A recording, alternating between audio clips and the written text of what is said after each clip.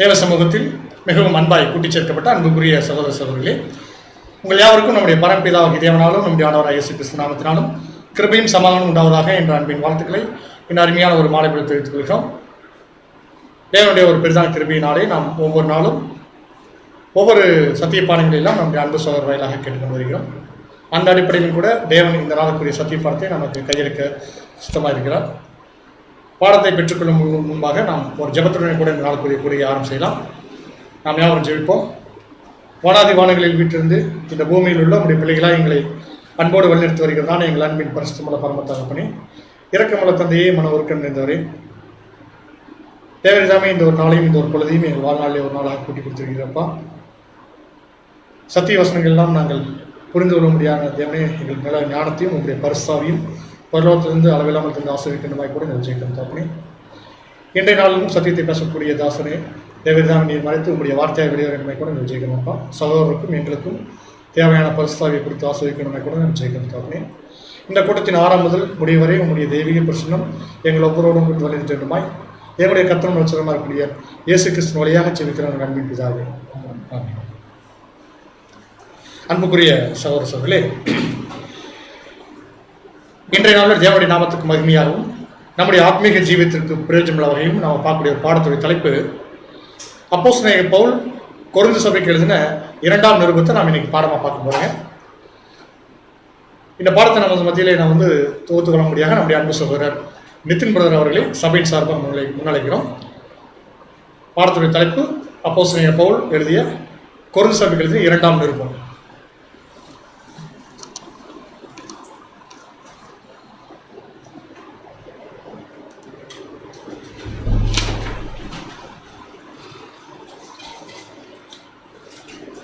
ஜீவனுள்ள தேவனுடைய குமாரரும் நம்முடைய அருமை நேசரும் இருக்கின்ற நம்முடைய ஆண்டவராக இயேசு கிறிஸ்துவின் அன்பின் நாமத்தினாலே தேவனுடைய சமூகத்திலே கூட்டி சேர்க்கப்பட்டுள்ள சகோதர சகோதரிகளே, உங்கள் அனைவருக்கும் இந்த மாலை பொழுதிலே கிறிஸ்துவுக்குள்ளான அன்பின் நல்வாழ்த்துக்களை தெரிவித்துக் கொண்டு, தேவனுடைய ஒரு விசேஷித்த கிருபை நிமித்தமாக ஒவ்வொரு நாட்கள் தோறும் தேவன் விசேஷமான பாடங்களை நமக்கு தந்து வருகிறார். ஸோ அதன் அடிப்படையிலும் கூட இன்றைய நாளில் நாம் தியானிக்க இருக்கிற ஒரு பாடத்தின் தலைப்பானது அப்போஸ்தலனாகிய பவுல் கொரிந்தியர் சபைக்கு எழுதின 2வது நிருபத்தை குறித்து நாம் சற்று நேரம் அதனுடைய சுருக்கத்தை இந்த பாடத்தில் நம்ம தியானிக்கலாம் பார்க்குறோம்.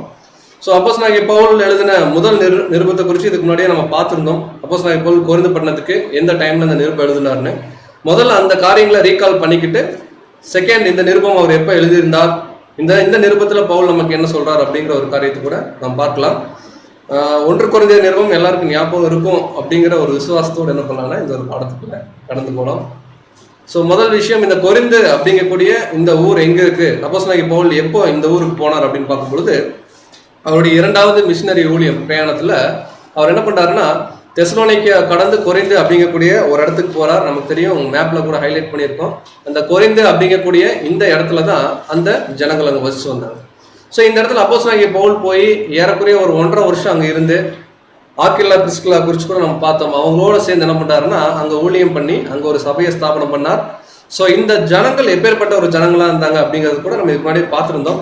கொரிந்து அப்படிங்கிற ஊருக்கு ஜென்ரலாக என்ன பேர் கொடுக்குறாங்கன்னா இட்ஸ் சின் சிட்டி அப்படின்றாங்க. நல்லா வர்த்தகம் நிறைந்த ஒரு இடம், நல்லா பார்த்தீங்கன்னா பொருளாதாரத்தில் நல்லா செல்வ செழிப்பாக இருந்த ஒரு இடம். அதே தருணத்தில் அங்கே இருக்கக்கூடிய ஜனங்கள் எல்லாமே பார்த்தீங்கன்னா ஏதோ ஒரு புதுமையை ரொம்ப விரும்பக்கூடிய ஒரு ஜனங்களாக இருந்தாங்க. அங்கே ஒரு என்ன ஒரு கல்ச்சர் இருந்துச்சு அப்படின்னு கூட நம்ம 1 கொரிந்தியன்ஸ்ல பார்த்துருந்தோம். ஹீரோயிசம் அப்படிங்கக்கூடிய ஒரு பாயிண்ட்.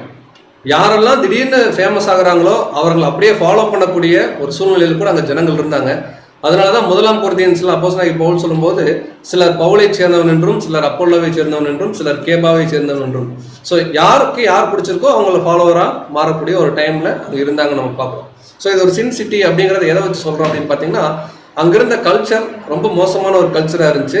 ஜனங்கள் பார்த்தீங்கன்னா என்னதான் சத்தியத்தை கேட்டு பேப்டிசம் எடுத்து ஒரு சபை குழுவிக்கு வந்தாலும் அவர்கள் மாற்றிக்கொள்ள வேண்டிய குணங்கள் பார்த்தீங்கன்னா நிறையவே அங்கே தேவைப்பட்டதுனால தான் பவுல் தன்னுடைய 1வது நிருபத்தில் அங்கே தெளிவாக அவர் குறிப்பிட்டதான் பார்க்குறோம். ஸோ பவுலோட உடன் ஊழியர்களாக ஒரு தம்பதியினர் இருந்தாங்க, ஆக்கில்லா பிரிஸ்கில்லா. அவர்களோடு தான் பார்த்தீங்கன்னா ஓய்வு நாள் தோறும் என்ன பண்ணாருன்னா ஜபாலயத்தில் போய் பிரசங்கம் பண்ணி அங்கே நிரூபினார். இது 2வது ஜேர்னியில் அவர் பண்ணக்கூடிய விஷயம். ஸோ இந்த 2வது ஜேர்னி முடிச்சுட்டு 3rd ஜேர்னியில் அப்போ தான் இந்த 1 கொரிந்தியர் நிருபம் அவர் எழுதுறார். ஏன் எழுதுறார் அப்படிங்கிற ஒரு பின்னணியை கூட பார்த்தோம். ஞாபகம் இருக்குங்களா?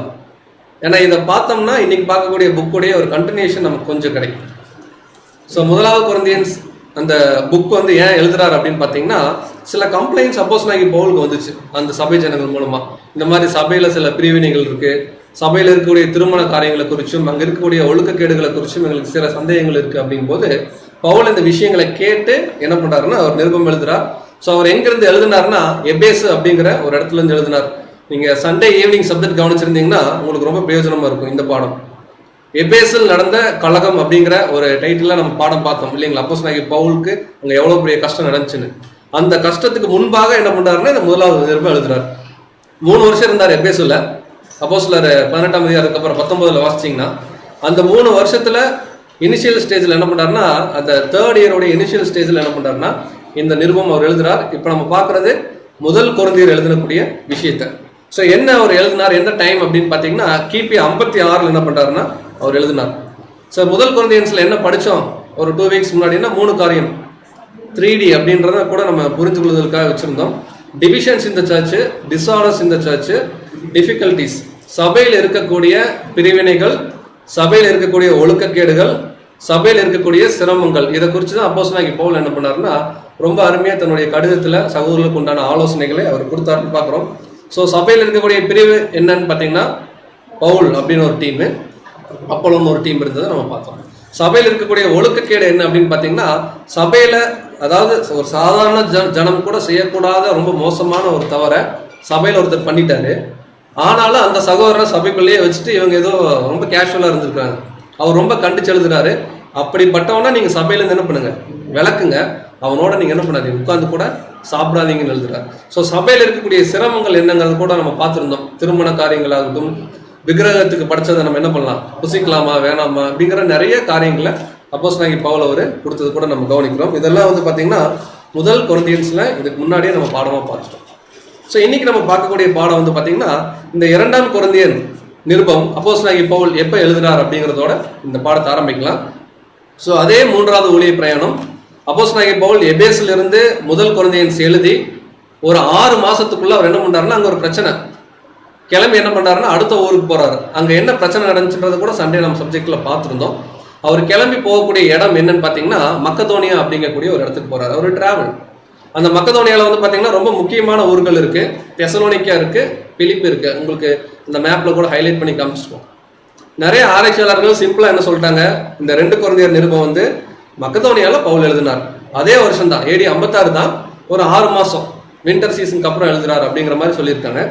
பட் சில ஆராய்ச்சியாளர்கள் இன்னமும் ஆழமா போய் அவர் எங்கிருந்து எழுதியிருக்கணும் அப்படிங்கிற ஒரு கருத்தை கொடுக்குறாங்கன்னா பிலிப்பி அப்படிங்கிற ஒரு பட்டணம், பிலிப்பியருக்கு எழுதுற நிருபம்லாம் பார்க்குறோம் இல்லைங்களா, பிலிப்பி அப்படிங்கக்கூடிய அந்த பட்டணத்திலிருந்து தான் அப்போஸ்தலனாகிய பவுல் அதே AD 56 என்ன பண்றாருன்னா இந்த 2வது கொரிந்தியர் நிருபத்தை அவர் எழுதுறாரு. ஸோ உங்களுக்கு இதோடைய அவுட்லைன் வந்து ஜெனரல் இன்ஃபர்மேஷன் புரிஞ்சிருக்கும்னு நம்ம நினைக்கிறோம். முதலாவது கொரிந்தியன்ஸ் எழுதி வித்தின் ஒரு 6 மந்த்துக்குள்ள இன்னொரு இடம் பவுல் போறார். காரணம் அங்கே ஒரு பிரச்சனை நடந்தனால டிராவல் பண்றார். அங்க இருந்து 2வது கொரிந்தியர் நிருபம் எழுதுறார். இதுக்கு இடைப்பட்ட டைம்ல பவுல் ஒரு காரியத்தை பண்றார். அந்த காரியத்தை கட்டாயம் நம்ம புரிஞ்சுட்டாதான் இந்த நிருபத்துக்குள்ளே போக முடியும். தீத்துவை அனுப்புறார். முதல் கொரிந்தியர் நிருபம் ஆக்சுவலா தீமோத்தேயுட்ட கொடுத்து அனுப்பிச்சிருவார். தீமோத்தேயுவே முதல் கொரிந்தியன்ஸ்ல கொடுத்துருவோம், கொரிந்தியர்ல கொடுத்துருவோம். பின்னாடி தீத்துவை அனுப்புவார். எதுக்குன்னு பாத்தீங்கன்னா சில மணி கலெக்ட் பண்ணக்கூடிய சில சூழ்நிலைக்கும் கொரிந்தியர்களுக்குள்ள ஏதாவது மனமாற்றம் இருக்கா அப்படிங்கிறத நீ இப்போ என்ன பண்ணு பாருன்னு சொல்லி தீத்துவை அனுப்பிச்சிருவாரு. ஆனா தீத்துவை வர்ற டைம் ஆயிட்டு இருக்கும். இந்த டைம்ல எபேசுல பெரிய பிரச்சனை நடந்திருக்கும். எபேசில் நடந்த கலகம் உங்களுக்கு ஈஸியாக புரிஞ்சிடும். பவுல் அங்கிருந்து டிராவல் ஆகி மக்கதோனியா போகும்போது தான் இந்த நிருபத்தை என்ன பண்றாருன்னா எழுதுறாரு. ஸோ இந்த நிருபத்தை நம்ம மேஜரா எப்படி பிரிக்கலாம் அப்படின்னு பாத்தீங்கன்னா 1 கொரிந்தியரை 3Dன்னு சொன்னோம். 2 கொரிந்தியரை நம்ம என்ன சொல்லலாம் 4Dன்னு சொல்லலாம். ஸோ இதுவும் சில ஆர்டிகல்ஸ் நம்ம ரெஃபர் பண்ணும்போது 3A அப்படின்னு நம்ம பிரிச்சுக்கலாம். நம்ம புரிந்து கொள்வதற்காக தான். இன்னும் சப்டிவிஷன்ஸ் போனீங்கன்னா நிறைய இருக்கும். ஸோ ஏன் 3Aன்னு சொல்றோம்னா அப்போஸ்தலர்களுடைய மினிஸ்ட்ரியை குறிச்சும், அப்போஸ்தலிக் கலெக்ஷன் அவங்களுடைய சேகரிப்பை குறிச்சும், அப்போஸ்தலிக் விண்டிகேஷன் அப்படின்றாங்க அவங்களுடைய அங்க ஒரு ஆதாரம் ப்ரூஃப்ஸ்ன்னு சொல்லலாம், அதை குறிச்சும் தான் இந்த நிருபத்தில் ஃபுல்லா இருக்கு. நம்ம தமிழ்ல பார்த்துடலாம். முதல் விஷயம் அப்போஸ்தலரின் ஊழியம், அதாவது பவுல் தான் பண்ணக்கூடிய இந்த ஊழியத்துடைய மேன்மை என்ன அப்படிங்கிறத முதல் 7 அதிகாரத்தில் என்ன பண்றாருன்னா ரொம்ப அருமையா அவர் சொல்றார். நம்ம எல்லா காரியங்களும் படிக்க போறது இல்லை. அவுட்லைன்ஸ் தான் இந்த லெசன் நம்ம பார்ப்போம். அப்போஸ்தலருடைய சேகரிப்பு அப்படிங்கிறது என்னன்னா தர்ம காரிய பணம் நம்ம பார்ப்போம். எருசலேம்ல இருக்கக்கூடிய சபைக்கு மணி கலெக்ட் பண்ற விஷயம் இதெல்லாமே அந்த காலத்தில் நடந்துருந்துச்சு. அதை குறித்து அப்போஸ்தலர் மன்னிக்கவும் 2 கொரிந்தியர்ல 8 மற்றும் 9 அதிகாரத்துல அப்போஸ்தலனாகிய பவுல் குறிப்பிடுறார். இதுக்கு முக்கிய காரணம் யாருன்னா தீத்துவை அவர் மையப்படுத்தி அங்க பேசுறாரு நம்ம பார்க்கிறோம். அடுத்தது அப்போஸ்தலரின் ஆதாரம் அப்படிங்கிற பாயிண்ட் பார்க்கும்போது 2 கொரிந்தியர் 10ஆம் அதிகாரத்திலிருந்து 13ஆம் அதிகாரம். இப்ப ஏன் இந்த நிருபத்தை எழுதணும் அப்படின்னா அங்க நிறைய பிரச்சனை இருந்துச்சு. முதல் பிரச்சனை, பவுல் போட்ட முதல் கடிதத்துல இவங்க படிச்சு கொஞ்சமாவது திருந்திட்டாங்களா அப்படிங்கிற ஒரு தாட் பவுலுக்கு இருந்துச்சு. அதே போல தீத்துக்கு போய் இந்த ஊழிய காரியத்தை பண்றாரு, தீத்து கையில நிறைய அந்த பணம் வந்து அவங்க கரெக்டாக கலெக்ட் பண்ணி கொடுக்குறாங்களா, அந்த அளவுக்கு ரொம்ப சென்சிட்டிவா இருக்காங்களா அப்படிங்கிறதையும் அவர் செக் பண்ணாரு. மூணாவது பெரிய பிரச்சனை என்னன்னா அப்போஸ்தலனாகிய பவுலை ஒரு ஊழியக்காரனாவே மதிக்காத அளவுக்கு கொரிந்தியர்ல நிறைய ஜனங்கள் இருந்தாங்க. இன்னும் சொல்ல போனா கள்ள அப்போஸ்தலர்கள் எழும்ப ஆரம்பிச்சிட்டாங்க. நம்ம முன்னாடியே பார்த்தோம், கொரிந்தியர்களுக்கு ஹீரோயிசம் ரொம்ப பிடிக்கும். பவுலை குறித்து நிறைய நம்ம பாடங்களை பார்த்துருக்கோம். பவுலுக்கு வந்து பார்த்தீங்கன்னா ஒரு சரியான ஹைட் இல்லை அப்படின்னு சொல்லுவாங்க. நீங்கள் ரோமன் கத்தோலிக்கத்திலேருந்து சில சகோதரர் சத்தியத்து வந்துருந்தீங்கன்னா தெரியும், சின்னப்பர்னு சொல்லுவாங்களா பவுலை. அவருக்கு வந்து பார்த்தீங்கன்னா சரி வர ஒரு உயரம் இருக்காது, பார்த்தா வந்து ஒரு மெஜஸ்டிக்கான ஒரு லுக் கூட இருக்காது, ரொம்ப சாதாரணமாக இருப்பார். கண்ணு வந்து பார்த்தீங்கன்னா ஐசைட் கொஞ்சம் அவருக்கு இஷ்யூஸ் இருந்துச்சு நம்ம பார்க்குறோம். அதே போல் இந்த சத்தியங்கள்லாம் படித்த பிறகு ரொம்ப வந்து ஆடம்பரமா இருக்க மாட்டார், ரொம்ப சிம்பிளா ரொம்ப எளிமையா அவரெல்லாம் ஒரு ஊழியக்காரனா அப்படிங்கிற மாதிரி பாக்குறவங்களுக்கு தெரியாது. அந்த ஒரு இமேஜ் கொரிந்தியர்களுக்கு பிடிக்கல. அவங்க எதிர்பார்க்கறதுல எப்படின்னு கேட்டீங்கன்னா அவர் வந்து போடுற காஸ்டியூம் ஆகட்டும், அவர் பேசக்கூடிய துணி ஆகட்டும், அவர் லுக் ஆகட்டும் எல்லாமே ஒரு ஹீரோ மாதிரி இருக்கும்னு எதிர்பார்த்தோம். இதனாலே கொரிந்தியர்ல ஒரு குரூப் பிரிஞ்சு பவுலை வந்து விரும்பல. அதனாலதான் அப்போல்லோ வேணும் மற்றவங்க வேணும்னு கேட்டாங்க. இதை குறிச்சும் பவுல் என்ன பண்றாருன்னா இந்த நிருபத்துல நாம எவ்வளவு பெரிய ஊழியை நாங்க பண்ணிட்டு இருக்கோம், இவ்வளவு நீங்க அற்பமா நினைக்கிறீங்களேன்னு சொல்லி அந்த காரியத்தையும் அவர் என்ன பண்றாருன்னா வலியுறுத்துறார். அந்த அப்போஸ்தலரின் ஆதாரம்ங்கிற பாயிண்ட் தான் அவருடைய அந்த ஊழியக்காரங்களை குறித்து ஸ்ட்ரெஸ் பண்ணி எழுதக்கூடிய விஷயம். நிறைய ஆராய்ச்சியாளர்கள் சொல்லக்கூடிய ரொம்ப முக்கியமான ஒரு கருத்து என்னன்னா, பவுல் ஏறக்குறைய 13க்கும் மேற்பட்ட நிருபங்கள், கன்ஃபார்மா சொல்லணும்னா 13 நிருபங்கள் அவர் எழுதியிருக்கார். எல்லா நிருபத்திலையும் வந்து பாத்தீங்கன்னா அதிகமா டாக்டரினுக்கு முக்கியத்துவம் கொடுப்பார், சத்திய வசனத்துக்கும் பைபிள் சொல்லக்கூடிய கான்செப்ட்ஸ்க்கும் முக்கியம் கொடுப்பார். பட் இந்த 2வது கொரிந்தியர் நிருபம் தான் பவுலுடைய மோஸ்ட் பர்சனல் லெட்டர்னு சொல்றாங்க. தன்னுடைய உள்ள இருக்கக்கூடிய குமுறல்னு சொல்லுவோம் இல்லைங்களா, அதாவது ரொம்பவே இந்த ஜனங்கள் பண்ணக்கூடிய காரியத்தை எல்லாமே தேவனுடைய திட்டத்தை மையப்படுத்தி தான், மேட்டுமையா இல்லை. தன்னுடைய மொத்த அனுபவத்தையும் தன்னுடைய அழுகையும் தன்னுடைய என்ன சொல்றது எமோஷன்ஸ் எல்லாத்தையுமே இந்த நிருபத்தில் என்ன பண்ணிட்டாருன்னா அப்படியே வெளிப்படையாக அவர் எழுதியிருக்கார். ஸோ மோஸ்ட் பர்சனல் லெட்டர்னு கூட சொல்லலாம். பட் சபைக்கு உண்டான ஒரு பேஸை தான் இந்த நிருபத்தில் அவர் கொடுத்துருக்காரு. இப்போ நம்ம என்ன பண்ணலாம், இந்த 3 ஹெட்டிங்ஸ்ல நீங்க நிறைய வசனம் படிப்போம். சகோதரர்கள் என்ன புரிஞ்சுக்கணும் இந்த வசனங்கள்லாம் படிக்கும் போதுன்னு பார்த்தீங்கன்னா, பவுல் நம்ம கிட்ட பேசுற மாதிரி நம்ம நினைச்சுக்கணும். இப்போ நமக்கே அநேக சகோதரர்கள் நம்ம சத்தியத்துக்குள்ள வராதுக்கு முன்னாடி கஷ்டப்பட்டு வந்து சத்தியம் சொல்லி நம்மளை வந்து இன்னைக்கு கொஞ்சம் தூக்கி நிறுத்தி இருக்கிறாங்க. நம்ம ஒரு ஞானஸ்தானம் எடுத்து ஏதோ கடவுளுக்காக நம்ம ஒரு சபையில் இருக்கக்கூடிய ஒரு சூழ்நிலை. அந்த சகோதரர்கள் பட்ட கஷ்டம் நமக்கு தெரியுமா? நம்மளை சத்தியத்துக்குள்ள கொண்டு வரதுக்கு முன்னாடி தெரியாது. அதே விஷயம்தான் கொரிந்தியர்ல நடந்துச்சு. பவுல் பட்ட கஷ்டமாகட்டும், பவுல் அங்க தேவனுக்காக அவர் வாங்கின அடியாகட்டும், எதுவுமே அந்த ஜனங்கள் புரிஞ்சுக்காம பவுலுடைய வெளித்தோற்றத்தை பார்த்தும் ரொம்ப வந்து பாத்தீங்கன்னா அவரை ரொம்ப வந்து இழிவுபடுத்தின மாதிரி ஆயிடுச்சு. பவுல் ரொம்ப எமோஷனலா என்ன சொல்றாருன்னா, என்ன வேணா பண்ணிக்கோங்க, பட் நாம படிக்கிற சத்தியமாகட்டும் இயேசு கிறிஸ்துவாகட்டும் அந்த அளவுக்கு சாதாரண விஷயம் இல்லைன்றத ரொம்ப எமோஷனலா அவர் எழுதுறாரு. ஸோ முதல் ஒரு ஹெட்டிங்குள்ள போகலாம். அப்போஸ்தலிக் மினிஸ்ட்ரி, அப்போஸ்தலருடைய ஊழியங்களை குறித்து முதல் 7 அதிகாரத்தில் இருக்கு. நம்ம ஒவ்வொரு அதிகாரத்திலையும் ஒரு சில வசனங்கள் மாத்திரம் எடுக்கலாம், அதுல என்ன முக்கியத்துவம்ன்றதை நம்ம பார்க்கலாம். ஸோ முதல் வசனம் கூட வாசிக்கலாம். அப்போஸ்தலருடைய ஊழியத்தை குறித்து 2 கொரிந்தியர் 1ஆம் அதிகாரம் 1வது வசனம். 2 கொரிந்தியர் 1ஆம் அதிகாரம் 1வது வசனம். தேவனுடைய சித்தத்தினாலே இயேசு கிறிஸ்துவின் அப்போஸ்தலனாகிய பவுலும் சகோதரனாகிய தீமோத்தேயும் கொரிந்து பட்டணத்தில் உள்ள தேவனுடைய சபைக்கும் அகாயா நாடெங்கும் உள்ள எல்லா பரிசுத்தவான்களுக்கும் எழுதுகிறார். ஸோ 1வது கொரிந்தியன்ஸ் வந்து எழுதும்போது அங்க தீமோத்தேயு எழுந்த மாதிரி இல்லை. ஆனா 2வது கொரிந்தியர் எழுதும்போது அவர் சொல்றார், தீமோத்தேயோட கூட சேர்ந்து என்ன பண்றாருன்னா முதல் கொரிந்தியன்ஸ்ல சொஸ்தனை அப்படிங்கிற ஒரு பிரதர் சொல்லியிருப்பார். தேவனுடைய சபைக்கும் அகாயா நாடெங்கும் உள்ள எல்லா பரிசுத்தவான்களுக்கும் எழுதுகிறதாவது. நமக்கு தெரியும் கொரிந்தியர்னா ஒரு ஊர் தெரியும், அது என்ன அகாயா அப்படின்னா, அகாயாங்கிறது ஒரு ரீஜன். இப்ப நமக்கு புரியுற மாதிரி சொல்லணும்னா தென் தமிழகம், சவுத் தமிழ்நாடு அப்படின்னா நம்ம என்னென்ன ஊர்ல சொல்லுவோம், சும்மா ஒரு எக்ஸாம்பிளுக்காக சொல்லுவோம். கொஞ்சம் இந்த பக்கம் மதுரை, திருநெல்வேலி இந்த சைட்லாம் சொல்ற மாதிரி அகாயாங்கிறது அந்த கொரிந்தோட சேர்ந்த சில ஊர்களை அவர் என்ன பண்றாருன்னா காமனா ஒரு ப்ராவினன்ஸ் சொல்லுவாங்க. அதை தான் அவர் சொல்றார். உங்களுக்கு மேப்ல கூட இந்த ஆரஞ்சுல ஹைலைட் ஆயிருக்கும். அகாயாங்கிறதுக்குள்ள கொரிந்து பட்டணம் வருது, அத்தேனை பட்டணம் வருது, கீழே கெங்கிரேயான்னு ஒரு பட்டணம் இருக்கும். இதெல்லாம் பைபிள்ல மென்ஷன் ஆயிருக்கும். இது எல்லா ஊரும் சேர்ந்தது அகாயா. இங்க இருக்கிற எல்லாருக்குமே இந்த நிருபம் போகணும்னு பவுல் ஆசைப்படுறார். எல்லாருக்கும் இந்த நிருபத்தை என்ன பண்றாருன்னா அட்ரஸ் பண்ணி எழுதுறார். அப்படி அட்ரஸ் பண்ணி எழுதும்போது என்னன்றாருன்னா, இந்த நிருபம் எழுதுறதுக்கு முன்னாடி தான் பவுல் ஒரு பெரிய பிரச்சனையை சந்திச்சார். என்ன பிரச்சனைங்க? சண்டே சப்ஜெக்ட் நமக்கு புரியணும்னா ஈஸியா சண்டே சப்ஜெக்ட்னு சொல்லுவோம். அந்த பிரச்சனையை அவர் ஃபர்ஸ்ட் எடுத்தோன்னே எழுதுறாரு. ஏன்னா ஃபர்ஸ்ட் ஹெட்டிங் என்ன? அப்போஸ்தலரின் ஊழியம். 3 ஹெட்டிங் சொல்லிருங்க, அப்புறம் மறந்துடுவீங்க. அப்போஸ்தலிக் மினிஸ்ட்ரி, அப்போஸ்தலிக் கலெக்ஷன், அதாவது அப்போஸ்தலருடைய சேகரிப்பு, அதுக்கு மேல ஊழியம். 3வது அப்போஸ்தலிக் விண்டிகேஷன்ன்றது அப்போஸ்தலருடைய அந்த ஊழியத்துடைய பேஸ் என்ன, நாங்கள் எதுக்காக ஊழியம் பண்றோம், நாங்கள் யார்கிட்டையும் பணம் வாங்க வரல, கிறிஸ்து தான் முக்கியம் அப்படிங்கிறத அவர் சொல்லுவார். ஸோ அப்போஸ்தலருடைய ஊழியம் அப்படிங்கிற ஹெட்டிங்ல வரனால அவர் என்ன சொல்றாருன்னா, இந்த ஊழியத்தின் நிமித்தமா அவர்கள் பட்ட கஷ்டத்தை அவர் முன்வைக்கிறார். வாசிக்கலாம். 2 கொரிந்தியர் 1ஆம் அதிகாரம் 8 மற்றும் 9 வசனம். 2 கொரிந்தியர் 1ஆம் அதிகாரம் 8, 9 வசனங்கள்.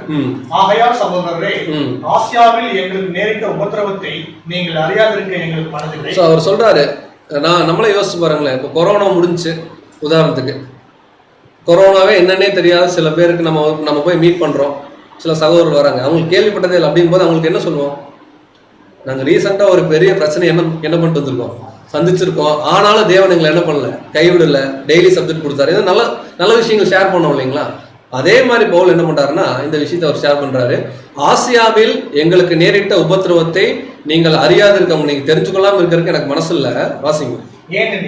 என்னவெனில் பிழைப்போம் என்கின்ற நம்பிக்கை அற்று போகத்தக்கதாக எங்கள் பலத்திற்கு மிஞ்சின அதிக பாரமான வருத்தம் எங்களுக்கு உண்டாயிற்று. சோ பெரிய பிரச்சனை எங்களுக்கு உண்டாச்சு, எங்களால அதை தாங்குவோமானே தெரியல, அந்த அளவுக்கு பெரிய பிரச்சனை அப்படின்றாரு. அடுத்தது, நாங்கள் எங்கள் மேல் நம்பிக்கையாயிராமல் மரித்தோரை எழுப்புகின்ற தேவன் மேல் நம்பிக்கையா இருக்கத்தக்கதாக மரணம் வரும் என்று நாங்கள் எங்களுக்குள்ளே நிச்சயித்திருக்கிறோம். சோ நம்ம அப்போஸ்தலர்ல பார்க்காத ஒரு பாயிண்ட் இங்க என்ன சொல்றாருன்னா, நாங்கெல்லாம் செத்துருவோன்னே நினைச்சிட்டோம். அந்த அளவுக்கு பெரிய பிரச்சனை எங்களுக்கு ஏசியா மைனர் எபேசுல நடந்துச்சு. அது என்ன அப்படிங்கறது அங்க சொல்ல, நம்ம தான் போன வாரம் பார்த்துட்டோமே சப்ஜெக்ட்ல. ஸோ தெமேத்தெரியு அப்படிங்கிற ஒரு தட்டான் அங்கே சின்ன சின்ன வியாபாரம் பண்ணுறவங்களுக்கு தலைவனாக இருக்கான். அந்த தாஜ்மஹால் மாதிரி சின்ன சின்ன சிலையை செஞ்சு ஆர்டிமஸ் அந்த டெம்பிளுடைய இதை வித்துட்டு இருக்கும்போது பவுல் போய் சொல்லிடுறார், சிலை வணக்கமெல்லாம் தப்பு, கடவுள் அவர் இல்லை, கடவுள் தேவன் தான். அப்படிங்கும்போது தொழில் அற்று போகும்னு சொல்லி அங்கே பெரிய பிரச்சனை பவுல் நிமித்தமாக. அது கூட ஒரு வசனம் மட்டும் படிச்சிடலாம், ஏன்னா சண்டே சப்ஜெக்ட் முன்னாடியே இந்த ஸ்லைடு போட்டுச்சு. அப்போஸ்தலர் 19ஆம் அதிகாரம் 29 மற்றும் 30. அப்போஸ்தலர் 19ஆம் அதிகாரம் 29, 30 வசனங்கள். பட்டணம் முழுவதும் கலகத்தினால் நிறைந்தது. பவுலுக்கு வழித்துணையாய் வந்த மக்கதோனியராகிய காயுவையும் அரிஸ்தர்கையும் அவர்கள் எடுத்துக்கொண்டு ஒருமனப்பட்டு அரண்சாலைக்கு பாய்ந்தோடினார்கள். பவுல் கூட்டத்துக்குள்ளே போக மனதா இருந்த போது சீசர்கள் அவனை போக விடவில்லை. சோ நம்ம தெளிவா பார்த்தோம், காயு அரிஸ்தர்க்கு உள்ள போய் மாட்டிக்கிட்டாங்க. பவுல் அப்ப கூட தன்னுடைய உயிரை எண்ணாம நானும் உள்ள போறங்கும் போது சீசர்கள் வேணாம் பிரச்சனை பெருசா இருக்குன்னு சொல்லி பவுல் என்ன பண்றாங்கன்னா தனியார். இந்த பிரச்சனையை தான் அவர் கொரிந்தியர்ல சொல்லுவார். இதே அதிகாரத்தை நீங்க தொடர்ந்து வாசி பார்த்தீங்கன்னா, நான் எபேசுவிலே துஷ்ட மிருகங்களுடனே போராடினேன் என்று நான் மனுஷன் வழக்கமாய் சொல்கிறேன். மிருகம்ன்றாரு, ஆனா மிருகத்தை மிருகமா சொல்ல, அந்த அளவுக்கு கொடுமையான ஜனங்கள் இருந்தாங்க. இப்போ கொரிந்தியர்ல என்ன பிரச்சனைனா, டாக்டரின் கரப்ட், கேரக்டர் கரப்ட். இவங்க பவுல் என்னெல்லாம் சொல்றாரோ அதுக்கு ஆப்போசிட்டா ஒரு குரூப் உள்ளவே ஃபால்ஸ் அப்போஸ்தலர், அதாவது கள்ள அப்போஸ்தலர் டெவலப் ஆயிட்டாங்க. இப்போ பவுல் ஒன்னே தான் சொல்றாரு ஃபர்ஸ்ட் சாப்டர்ல, இயேசு கிறிஸ்து தான் நமக்கு எல்லாமேன்றார். அதை அவர் பழமொழி மாதிரி சொல்றாரு. அது என்னன்றது பார்க்கலாம். 2 கொரிந்தியர் 1ஆம் அதிகாரம் 19வது வசனம். 2 கொரிந்தியர் 1ஆம் அதிகாரம் 19வது வசனம். என்னாலும் சில்வான்றது ஷீலா. ஷீலா தான் சில்வானஸ் இங்கிலீஷ்ல இருக்கும், இங்க தமிழ்ல சில்வான்னு சொல்லியிருக்கு. ஷீலா. தீமோத்தேயுவினாலும் உங்களுக்குள்ளே பிரசங்கிக்கப்பட்ட தேவகுமாரனாகிய இயேசு கிறிஸ்துவும் ஆம் என்றும் அல்ல என்றும் இராமல் ஆம் என்றே இருக்கிறார். சோ ஆக்சுவலா பவுல் ஒரு விஷயத்தை சொல்லுவார், நான் அங்க வர்றதுக்காக ஆல்ரெடி பிளான் வச்சிருந்தேன் கொரிந்தியருக்கு. அதை நான் எப்படி சொல்றேன்னா, இயேசு கிறிஸ்துவ முன்னிட்டு சொல்றாரு. தேவகுமாரனாக இயேசு கிறிஸ்து ஆம் என்றும் அல்ல என்றும் இராமல், அதாவது ஆமா மற்றும் இல்லைன்னு சொல்லி இல்லாம ஆம். தமிழ்ல சொன்னா ரொம்ப கஷ்டமா இருக்கும். எஸ் அண்ட் நோ அப்படின்னு இல்லாம எஸ் அப்படின்ற அவரு தான் தேவகுமாரன். இதை நானும் ஷீலாவும் தீமோத்தேயும் உங்களுக்கு என்ன பண்ணோம், பிரசங்கம் பண்ணோம் அப்படின்னு சொல்லிட்டு பவுல் இப்ப இந்த 2வது நிருபத்துல என்ன மென்ஷன் பண்ணாருன்னா, ஆல்ரெடி ரொம்ப உங்களால கஷ்டப்பட்டேன், திரும்ப நான் உங்ககிட்ட வர்றக்கா இப்ப பிளான் பண்ணிட்டு இருக்கேன். ஏன்னா மக்கதோனியா எழுந்து அடுத்து கொரிந்து தான் போறேன். வரும்போது நான் துக்கத்துடன் என்ன கூடாது, வரக்கூடாதுன்றார். ஸோ அதிலே தொடர்ந்து 2 கொரிந்தியர் 1ஆம் அதிகாரம் 23ஆம் வசனம். 2 கொரிந்தியர் 1ஆம் அதிகாரம் 23ஆம் வசனம். மேலும் நான் உங்களை தப்பிவிடும்படிக்கே இதுவரைக்கும் கருந்து பட்டணத்திற்கு வராதிருக்கிறேன் என்று என் ஆத்மாவின் பேரில் தேவனையே சாட்சியாக கூறுகிறேன். மேலும் நான் உங்களை தப்ப விடும்படிக்கே நான் வந்தனா நம்ம சொல்ற மாதிரி பிரச்சனை என்ன ஆயிரும், வேற மாதிரி ஆயிரும் அப்படின்ற மாதிரி தப்ப விடும்படிக்கே இது வரைக்கும் என்ன பண்ணல, வராது இருக்கேன் அப்படின்னா பவுல் இந்த 2வது கொரிந்தியர் நிருபம் எழுதும் போது கொரிந்து பட்டணத்துக்கு எத்தனை டைம் தான் போயிருக்காரு? ஒரே டைம். நீங்க கரெக்டா கவனிச்சா சொல்லிடலாம், ஒரே டைம் தான் போயிருக்காரு. ஆனா சொல்றாரு நான் திரும்ப வர்றேன், ஆனா ஏன் வர்றதுக்கு டிலே ஆகுதுன்னா நீங்க என்ன பண்ணுவீங்க, கொஞ்சம் சேஃப்கார்ட் ஆகணும். ஆனா நான் திரும்பி வரும்போதும் இதே மாதிரி சபையில பிரச்சனை, இதே மாதிரி கலவை இருந்துச்சுன்னா எனக்கு ரொம்ப மன வருத்தமாயிரும். ஏன்னா 2nd சாப்டர்ல என்ன ஆரம்பிக்கிறாருன்னா, உங்களை நான் எந்த அளவுக்கு லவ் பண்றேன்னு தெரியுமா அப்படிங்கிறார் கொரிந்து ஜனங்களை பார்த்து. ஏன்னா அந்த அளவுக்கு சத்தியம் சொல்லி தேவனுக்காக உங்களை அழகா சபையா நிறுத்திட்டு போனா இவ்வளவு மோசமான ஒரு குணலட்சணத்தில் இருக்கீங்களே சொல்லிட்டு நான் திரும்பி உங்ககிட்ட துக்கத்தோட என்ன கூடாது, வரக்கூடாதுன்றார். வாசிக்கலாம் 2 கொரிந்தியர் 2ஆம் அதிகாரம் 1 மற்றும் 2 வசனம். 2 கொரிந்தியர் 2ஆம் அதிகாரம் 1 வசனங்கள். நான் துக்கத்துடனே உங்களிடத்தில் மறுபடியும் வராதபடிக்கு எனக்குள்ளே தீர்மானித்துக் கொண்டேன். நான் உங்களை துக்கப்படுத்தினால் என்னாலே துக்கமடைந்தவனை இல்லாமல் எவன் என்னை சந்தோஷப்படுத்துவான். அதாவது பவுலுடைய சில நிருபத்துல இருக்கக்கூடிய வார்த்தைகளை நம்ம 2-3 முறை படிச்சாதான் என்ன ஆகும். நீங்க இந்த நிருபத்தை ஃபுல்லா இப்ப நம்ம சப்ஜெக்டா கேட்டா கூட திருப்பி வீட்டுல ஒரு 2 முறை இந்த நிருபத்தில் இருக்கக்கூடிய அந்த 13 அதிகாரங்களையும் படிச்சாதான் உங்களுடைய கருவை நமக்கு என்ன பண்ணணும்னா ஈஸியா. என்ன சொல்றாருன்னா, நான் 2nd டைம் வரப்போறேன், வரும்போது துக்கம் உங்ககிட்ட இருக்கிற பிரச்சனையோடு அப்படியே இருந்தீங்கன்னா எனக்கு வரும்போது எப்படி இருக்கும், ரொம்ப கஷ்டமா இருக்கும். அதனால நான் தீர்மானிச்சுக்கிட்டேன், நான் உங்களை துக்கப்படுத்தினால் என்னாலே துக்கம் அடைந்தவனே அல்லாமல் நீங்க தான் என்னை சந்தோஷப்படுத்த முடியும். ரொம்ப எளிமையா சொல்லணும்னா, கொரிந்து ஜனங்களே நீங்க தான் எனக்கு சந்தோஷம், நான் உங்களை துக்கப்படுத்த மாட்டேன், நான் வரும்போது நீங்க எப்படி இருக்கணும், பர்ஃபெக்டா இருக்கணும்ன்றாரு. ஏன் இந்த பிரச்சனையை சொல்றாங்கன்னா, அப்படி என்ன கொரிந்தில ரொம்ப துக்கமான ஒரு சூழ்நிலை நடந்துச்சு. 1 கொரிந்தியன்ஸ்லயே அவர் சொல்றாரு, கொரிந்து சபையில் இருக்கக்கூடிய மேஜர் பிரச்சனை என்னங்க, 1 கொரிந்தியர் 5 ஹீரோயிசம். ஓகே, 1 கொரிந்தியர் 5ல அங்க பாத்தீங்கன்னா ரொம்ப மோசமான ஒரு தவறு பண்றாங்க. உலக ஜனங்கள் கூட அப்படி ஒரு தவறு பண்ணக்கூடாதுன்ற ஒரு விஷயம் வச்சிருப்பாங்க. ஆனா சபைக்குள்ளேயே அப்படி ஒரு தப்பு. இதைத்தான் பவுல் இப்ப என்ன பண்றாருன்னா ரெஃபர் பண்றார். உங்களுக்கு ஒரு இன்ஃபர்மேஷனா சொல்லக்கூடிய விஷயம் என்னன்னா, இந்த 2ஆம் அதிகாரம் இருக்கு இல்லைங்களா, பெயின்ஃபுல் விசிட்னு சொல்லுவாங்க. இதை குறித்து நிறைய ஆராய்ச்சியாளர்கள் இன்னும் ஆழமான கருத்துக்கள் சொல்றாங்க. பட் அது எதுக்குமே பாத்தீங்கன்னா வசனம் இல்லை. என்ன கருத்து சொல்றாங்கன்னு மட்டும் உங்களுக்கு சொல்லிடுறேன். எபேசில் இருக்கும்போது பவுல் திடீர்னு கொரிந்துக்கு ஒரு டைம் வந்துட்டு போனதா சில சகோதரர்கள் சில கமெண்ட்ரிஸ்ல கொடுத்துருக்காங்க. அப்படி வரும்போது பவுலை ரிஜெக்ட் பண்ணியிருக்கிறாங்க, நீ எல்லாம் வர வேணா போ அப்படிங்கிற மாதிரி. அதுக்கப்புறம் இது எழுதுறதா சில பேர் சொல்லியிருக்காங்க. பட் அதுக்கு வசன ஆதாரம் இல்லை. ஏன்னா மேல இருக்கிற வசனம்லாம் படிச்சு பார்க்கும்போது 2nd டைம் இப்பதான் வராருன்றது. ஸோ என்ன விஷயத்த அவர் சொல்றாருன்னு தொடர்ந்து கூட படிக்கலாம். அதிலே 4 மற்றும் 5 வசனம். அன்றையும் நீங்கள் துக்கப்படும்படிக்கு எழுதாமல் உங்கள் மேல் நான் வைத்த அன்பின் மிகுதியை நீங்கள் அறியும்படிக்கு மிகுந்த வியாகுலமும் மன இடுக்கமும் அடைந்தவனாய் அதிக கண்ணோரோட உங்களுக்கு எழுதினேன். ஸோ 2 கொரிந்தியர் நிருபம் ரொம்ப மோஸ்ட் பர்சனல் லெட்டர்னு சொன்னோம். இந்த பர்சனல் லெட்டர் நம்ம அண்டர்ஸ்டாண்ட் பண்ணணும்னு பார்த்தீங்கன்னா இது ஒரு டாக்டரின் சப்ஜெக்டா நீங்க பாத்துறாதீங்க. அந்த ஒரு ஃபீலிங்குள்ள போய் அப்போஸ்தலனாகிய பவுல் நமக்கு சொல்ற மாதிரியும் அல்லது கொரிந்தியருக்கு சொல்ற மாதிரியும் நம்ம ஒரு இமேஜினேஷன்ல போனா மாத்திரம் தான் இந்த வசனங்கள் புரியும். இல்லைன்னு அப்படின்னு பாத்தீங்கன்னா ஒரு ஜெனரலா ஏதோ சப்ஜெக்ட் ரீட் அவுட் பண்ண மாதிரி இருக்கும். அவர் என்ன சொல்ல வர்றாருன்னா, உங்கள் மேல் நான் வைத்த அன்பின் மிகுதியை நீங்கள் அறியும்படிக்கு, உங்களை நான் எவ்வளவு லவ் பண்றேன்னு நீங்க தெரிஞ்சுக்கும்படிக்கு நான் மிகுந்த வியாகுலமும் மன இடுக்கமும் அடைந்தவனாய் அதிக கண்ணீரோட என்ன பண்றேன். அப்போ ஒரு ஒரு மூத்த சகோதரர் ஒரு இடத்துல போய் ஒரு சபையை ஸ்தாபனம் பண்ணிட்டு அந்த சபை சீரா ஒரு பாலா போற மாதிரி ஒரு சூழ்நிலை இருக்கும்போது அந்த மூத்த சகோதரர் எவ்வளவு கஷ்டப்படுவார். இன்னைக்கு நம்ம ஊர் அந்த விஷயம் தான் இங்க நம்ம கம்பேர் பண்றோம். பவுல் ரொம்ப எமோஷனல் ஆகி என்ன எழுதுறாரு, எந்த பாயிண்ட் அவர் சொல்றாருன்னா 5ஆம் வசனத்துல ரொம்ப முக்கியமான ஒரு விஷயம் சொல்றாரு. 5ஆவது வசனம், துக்கம் உண்டாக்கினவன் எனக்கு மாத்திரமல்ல ஒருவாறு உங்கள் எல்லாருக்கும் துக்கம் உண்டாக்கினார், நான் உங்கள் எல்லோர் மேலும் அதிக பாரம் சுமத்தாதபடிக்கு இதை சொல்லுகிறேன். அவர் என்ன சொல்றாருன்னா, அங்க நடந்த பிரச்சனை எனக்கு மாத்திரம் மன வருத்தம் அல்ல, உங்க எல்லாருக்கும் மன வருத்தம். ஸோ இதெல்லாம் வச்சுட்டு தான் என்ன சொல்றாங்கன்னா, ஒருவேளை பவுலுக்கு பர்சனலா யாரோ ஒருத்தர் அட்டாக் பண்ணியிருக்கிறாங்க கொரிந்து சபையில அப்படிங்கிறத சொல்றாருன்ட்டு. பட் நமக்கு வசன ஆதாரம் இல்லை, நம்ம ஜென்ரலான ஆங்கிள்லேயே போய்க்கலாம். இங்க துக்கம் உண்டாக்கினவன் அப்போஸ்தலனாகிய பவுல் ரெஃபர் பண்றவர் யார் அப்படின்னு பாத்தீங்கன்னா 1 கொரிந்தியர் 5ஆம் அதிகாரத்துல சபைக்குள்ள ஒரு விபச்சாரம் பண்ண ஒரு சகோதரனை குறித்து அவர் சொல்றார். அந்த விஷயம் எனக்கு மாத்திரம் துக்கம் இல்லை, உங்க எல்லாருக்குமே எப்படி இருந்துச்சு? ரொம்பவே ஒரு மோசமான ஒரு கேரக்டர். திரும்பி நான் வரும்போது இந்த மாதிரி சபைக்குள்ள ஒரு விஷயத்த கேள்விப்படவும் கூடாது, யாரும் அப்படி என்ன இருக்கக்கூடாது, திருந்தணும் அப்படின்ட்டாரு. என்ன ஃபேக்ட்னா இவர் திருந்திடுறாரு. நம்ம முதல் கொரிந்தியர்ல பார்க்கும்போது இவர் ரொம்ப நெகட்டிவா பார்த்தோம் இல்லைங்களா? இந்த சாப்டர்ல வந்து பாத்தீங்கன்னா அவர் ரெஃபர் பண்ணும்போது இவர் வந்து என்ன ஆகுறாருன்னா சில விஷயங்களை உணர்ந்து அவர் திருந்தக்கூடிய ஒரு கண்டிஷன் நாங்கள் ஆயிருக்கு நம்ம பார்க்குறோம். ஸோ தொடர்ந்து வாசிக்கலாம். அதே 2ஆம் அதிகாரம் 12 மற்றும் 13. 12வது வசனம். மேலும் நான் கிறிஸ்துவின் சுவிசேஷத்தை பிரசங்கிக்கும்படி துரோவா பட்டணத்தில் வந்தபோது. ஸோ நீங்க நல்லா மேப் பார்த்துருந்தீங்கன்னா உங்களுக்கு ஈஸியா புரிஞ்சிடும். எபேசில் இருந்து ஒருத்தர் மக்கதோனியா வரணும்னா எந்த வழியில தான் வந்தாகணும். நம்ம லூக்கா சப்ஜெக்ட்ல பார்த்துருக்கோம். இதுக்கு முன்னாடி அநேக சகோதரர்கள் நம்ம பவுல் குறிச்சி எடுக்கும்போது கூட பார்த்தோம். துரோவாங்கிற ஒரு இடத்துக்கு வந்து அங்கிருந்தா கிராஸ் பண்ண முடியும் கடலை. இப்போ பவுல் சொல்றாரு, நான் எபேஸ்ல இருந்து இந்த பிரச்சனை எல்லாம் நடந்தோன்னே நான் கிளம்பி துரோவா வந்தேன். என் மைண்டு ஃபுல்லா யார் மேல இருந்துச்சுன்னா தீத்து உங்களை பார்க்க வந்திருக்காருல்ல, தீத்துவை நான் எப்படியாவது பார்த்துருவேன், தீத்து எனக்கு ஏதாவது நல்ல செய்தி கொண்டு வருவாரு நான் ஏங்குனேன். ஆனா தீத்து என்ன பண்ணலாம், துரோவாக்கு வரல. அப்படின்னா இன்னும் ஏதோ தீத்து டிலே பண்றாருன்னு அர்த்தம். வாசிங்க. கர்த்தராலே எனக்கு கதவு திறக்கப்பட்டிருக்கையில் நான் என் சகோதரனாகிய தீத்துவை காணாததினாலே என் ஆவிக்கு அமைதல் இல்லாதிருந்தது. ஆதலால் நான் அவர்களிடத்தில் அனுப்பிவித்துக் கொண்டு மக்கதோனியா நாட்டுக்கு புறப்பட்டு போனேன். சோ எல்லாம் இந்த ஹிஸ்டரியை சொல்றார். எபேசில் நடந்த பிரச்சனை, அதுக்கப்புறம் துரோவாக்கு வரும்போது தீத்துவை நான் பார்க்கல, அவர் ஒன்றும் நல்ல ரிசல்ட்டே கொண்டு வரல. ஏன்னா அவர் அங்கிருந்து டிராவல் ஆகி வந்துருக்கார். இன்னைக்கு நம்ம நினைக்கிற மாதிரி பஸ் புக் பண்ணா காலையில ஒரு ஊருக்கு போக முடியாது.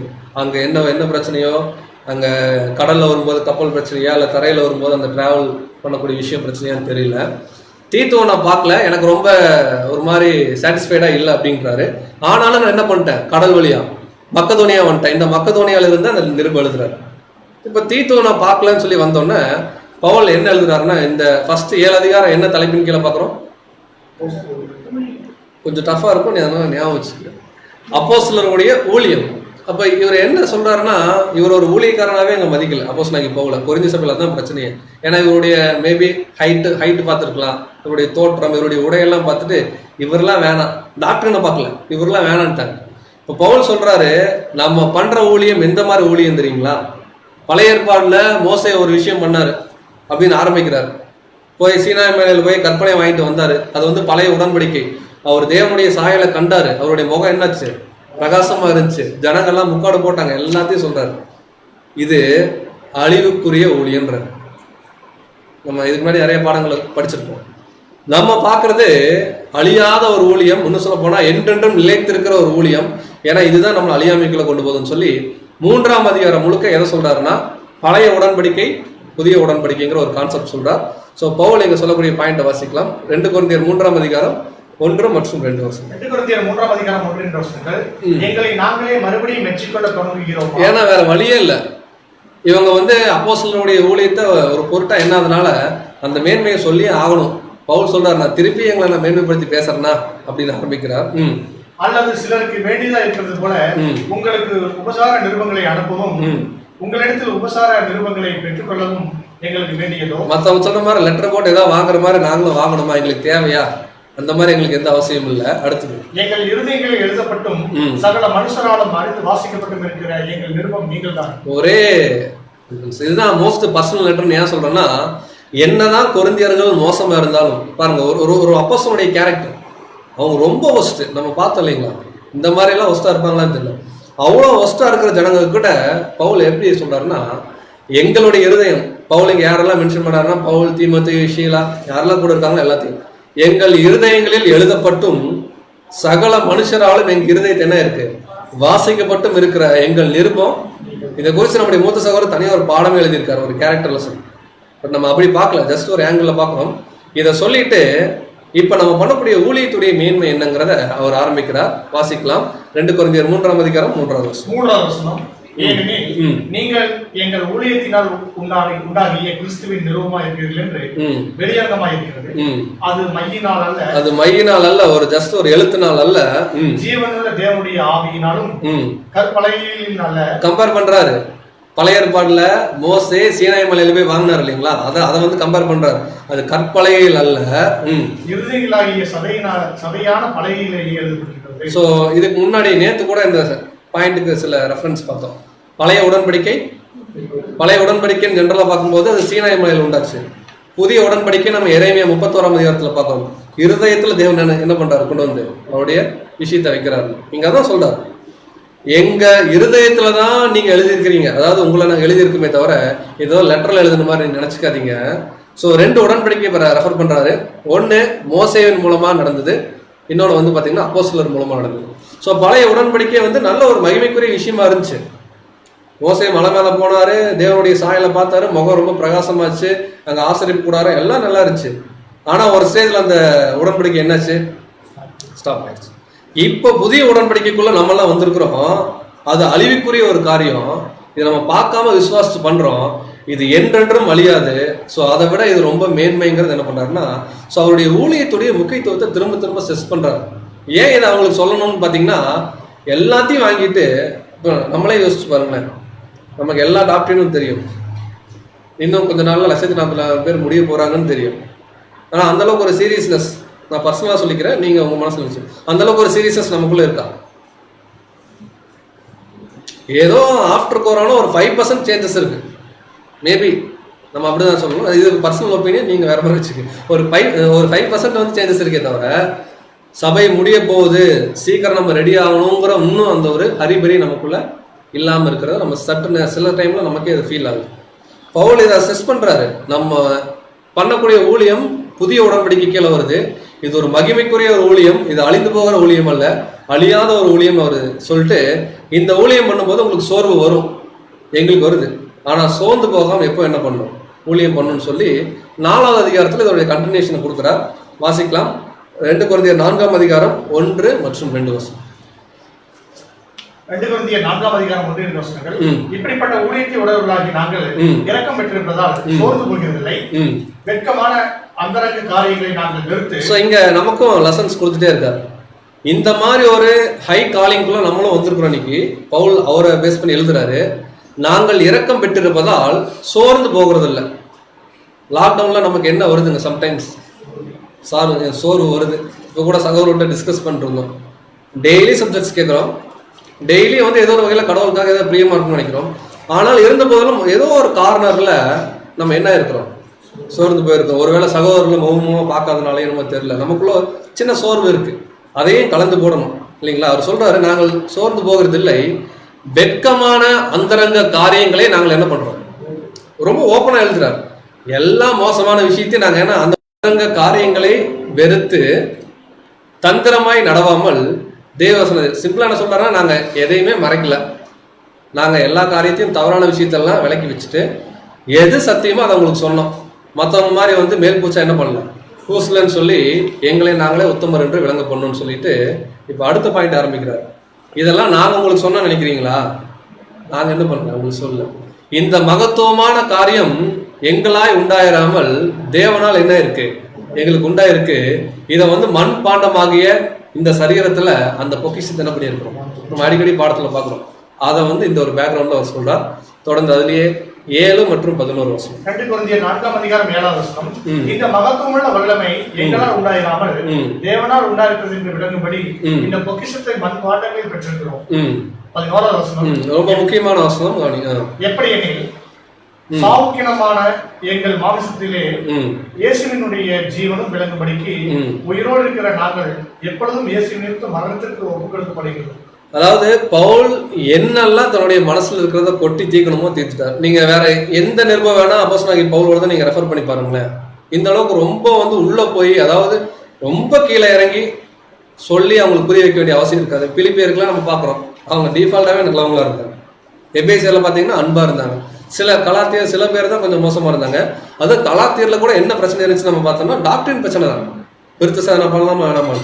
பட் கொரிந்தியர்ல உலகத்துல என்னெல்லாம் பிரச்சனை இருக்கோ எல்லா பிரச்சனையும் எங்க இருந்துச்சுன்னு பார்த்தீங்கன்னா என்ன சொல்றாருன்னா, எப்படி எனில் சாவுக்கு ஈனமான எங்கள் மாம்சத்தில், இது வந்து ஒரு நாள் அழிய போகுது எங்க சரீரம், இன்னைக்கு நம்ம கூட அதை ஃபீல் பண்ணிக்கணும், இயேசுவினுடைய ஜீவனும் விளங்கும்படிக்கு உயிரோடு இருக்கிற நாங்கள் எப்பொழுதும் என்ன பண்ணியிருக்கிறோம்? சாகருக்கு இப்படியா இருக்கும். நம்முடைய சகோதரர்கள் அடிக்கடி பாடத்தில் நமக்கு சொல்லிக் கொடுக்குற விஷயம் தான். மரணம் நமக்கு வரும்னு சொல்லி நம்ம பயப்படலாமா அப்படின்னு கேட்டிங்கன்னா பயப்படக்கூடாது. எனி டைம் ஒருவேளை தேவன் அனுமதிச்சா அதை நம்ம ஏற்றுக்கொள்ளக்கூடிய ஒரு கண்டிஷனில், இன்னும் சொல்ல போனால் வாலண்டியராக அதை போய் ஏற்றுக்கொள்ளக்கூடிய கண்டிஷன் நம்ம இருக்கணும். பவுல் அதான் சொல்கிறார். இதெல்லாம் ஒரு குப்பை, இதெல்லாம் வந்து ஒரு மண் பாண்டம். தேவனுடைய சத்தியம் வந்து பார்த்தீங்கன்னா ஒரு வெளியேறப்பட்ட பொக்கிஷம் வந்து தேவன் உள்ள வச்சிருக்காரு. எப்படியாவது தேவனுடைய குமாரனாகிய கிறிஸ்துடைய சாயல் அந்த சரீரத்தில் என்ன பண்ணும்? ஒரு நாளாவது நாங்கள் சாகறக்குள்ள மற்றவங்க நம்மளை பார்த்து கிறிஸ்தவங்க அப்படின்னு சொல்ற அளவுக்கு நம்ம வாழணுங்கிறதான் பவுல் இங்க சொல்றாரு. இதை ஏன் அங்க சொல்றாருன்னா, இந்த சத்தியத்துடைய மேன்மை அவங்களுக்கு என்ன பண்ணல புரியாமல் இருந்துச்சு நம்ம பார்க்குறோம். ஸோ தொடர்ந்து அதில் 5ஆம் அதிகாரத்தை தொடர்ந்து கண்டிப்பாக பண்றாரு. இந்த 5th சாப்டர்ல அவர் சொல்லக்கூடிய மெயின் பாயிண்ட் என்னன்னா, இதை வந்து மண்பாண்டம்ட்டாரு. டெம்பரவரி வீட்டை என்ன பண்ணும்? வேற ஏதாவது உங்களுக்கு ஞாபகம் வருதா? வேற எதுவும் ஞாபகம் இருக்கக்கூடாது. வீட்டை என்ன பண்ணும்? உடனே காலி பண்ணும். அப்படின்னா பூமிக்குரிய இந்த கூடாரத்தை என்ன பண்ணணும்? நம்ம இம்மிடியட்டா பேக் பண்ணி காலி பண்ணும். ஏன்னா இது நமக்கு நிரந்தரமான இடம் இல்லைன்றது தான் 5th சாப்டர்ல அவர் என்ன பண்றாருன்னா சொல்றாரு.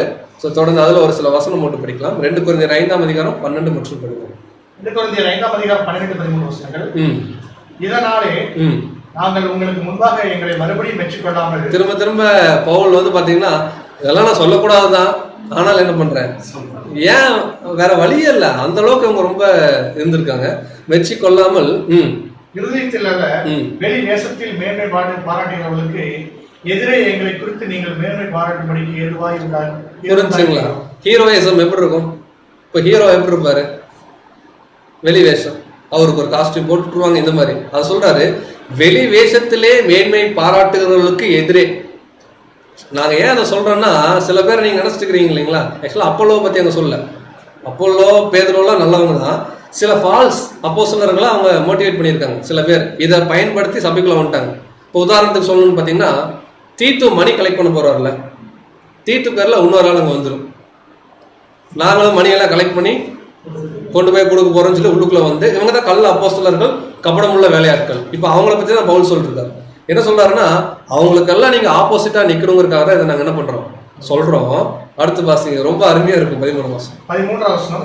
நாங்கள் பைத்தியம் கொண்டவர்கள் என்ற தேவனுக்காக அப்படி இருக்கிறோம், அப்படி இருக்கும்.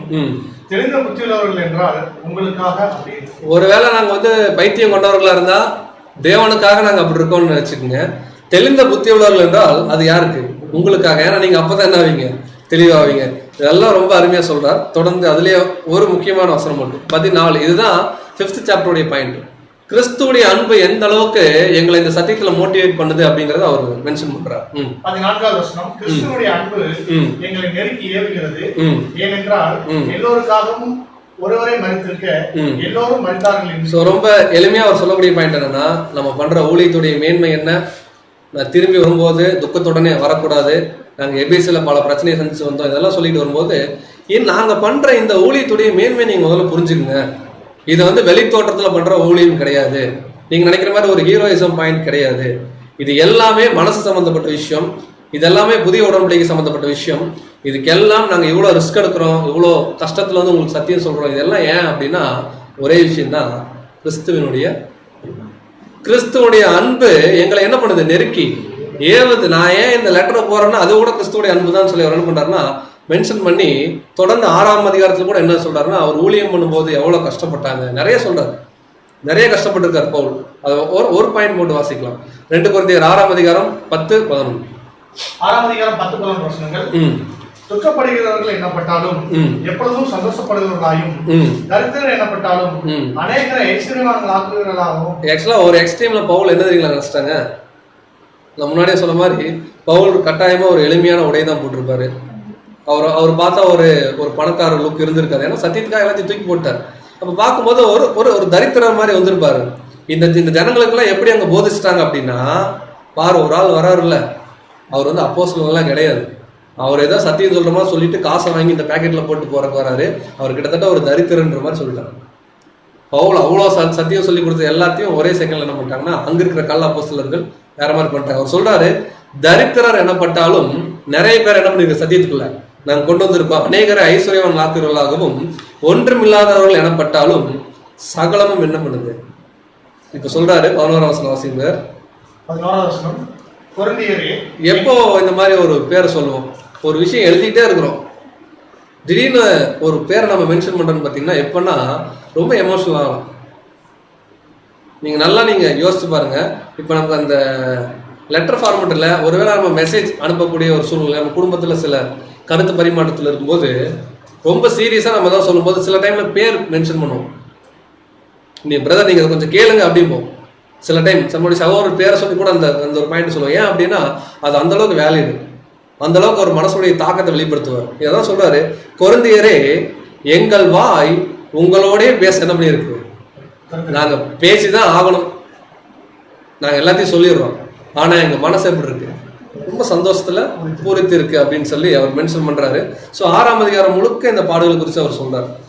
7ஆம் அதிகாரத்தில் என்ன எழுதுறாருன்னா தீத்து என்ன பண்ணிட்டாருன்றார். ஆக்சுவலாக தீத்து வந்த பிறகு தான் நிருபம் எழுதுறாரு, பழைய ஹிஸ்ட்ரியெல்லாம் சொல்லிட்டு இருக்காரு. தீத்து 7ஆம் அதிகாரத்தில் அவர் மென்ஷன் பண்ணும்போது தீத்துவை நான் வந்து துரோவால பார்க்கல, ஆனால் இப்போ நான் லெட்டர் எழுதிட்டு இருக்கும் பாருங்க, இந்த ஊருக்கு தீத்து என்ன பண்ணிட்டாரு, வந்து உங்களை பற்றி நல்ல விஷயத்தை என்ன பண்ணாரு சொல்லியிருக்காருன்னு அவர் எழுதுறாரு.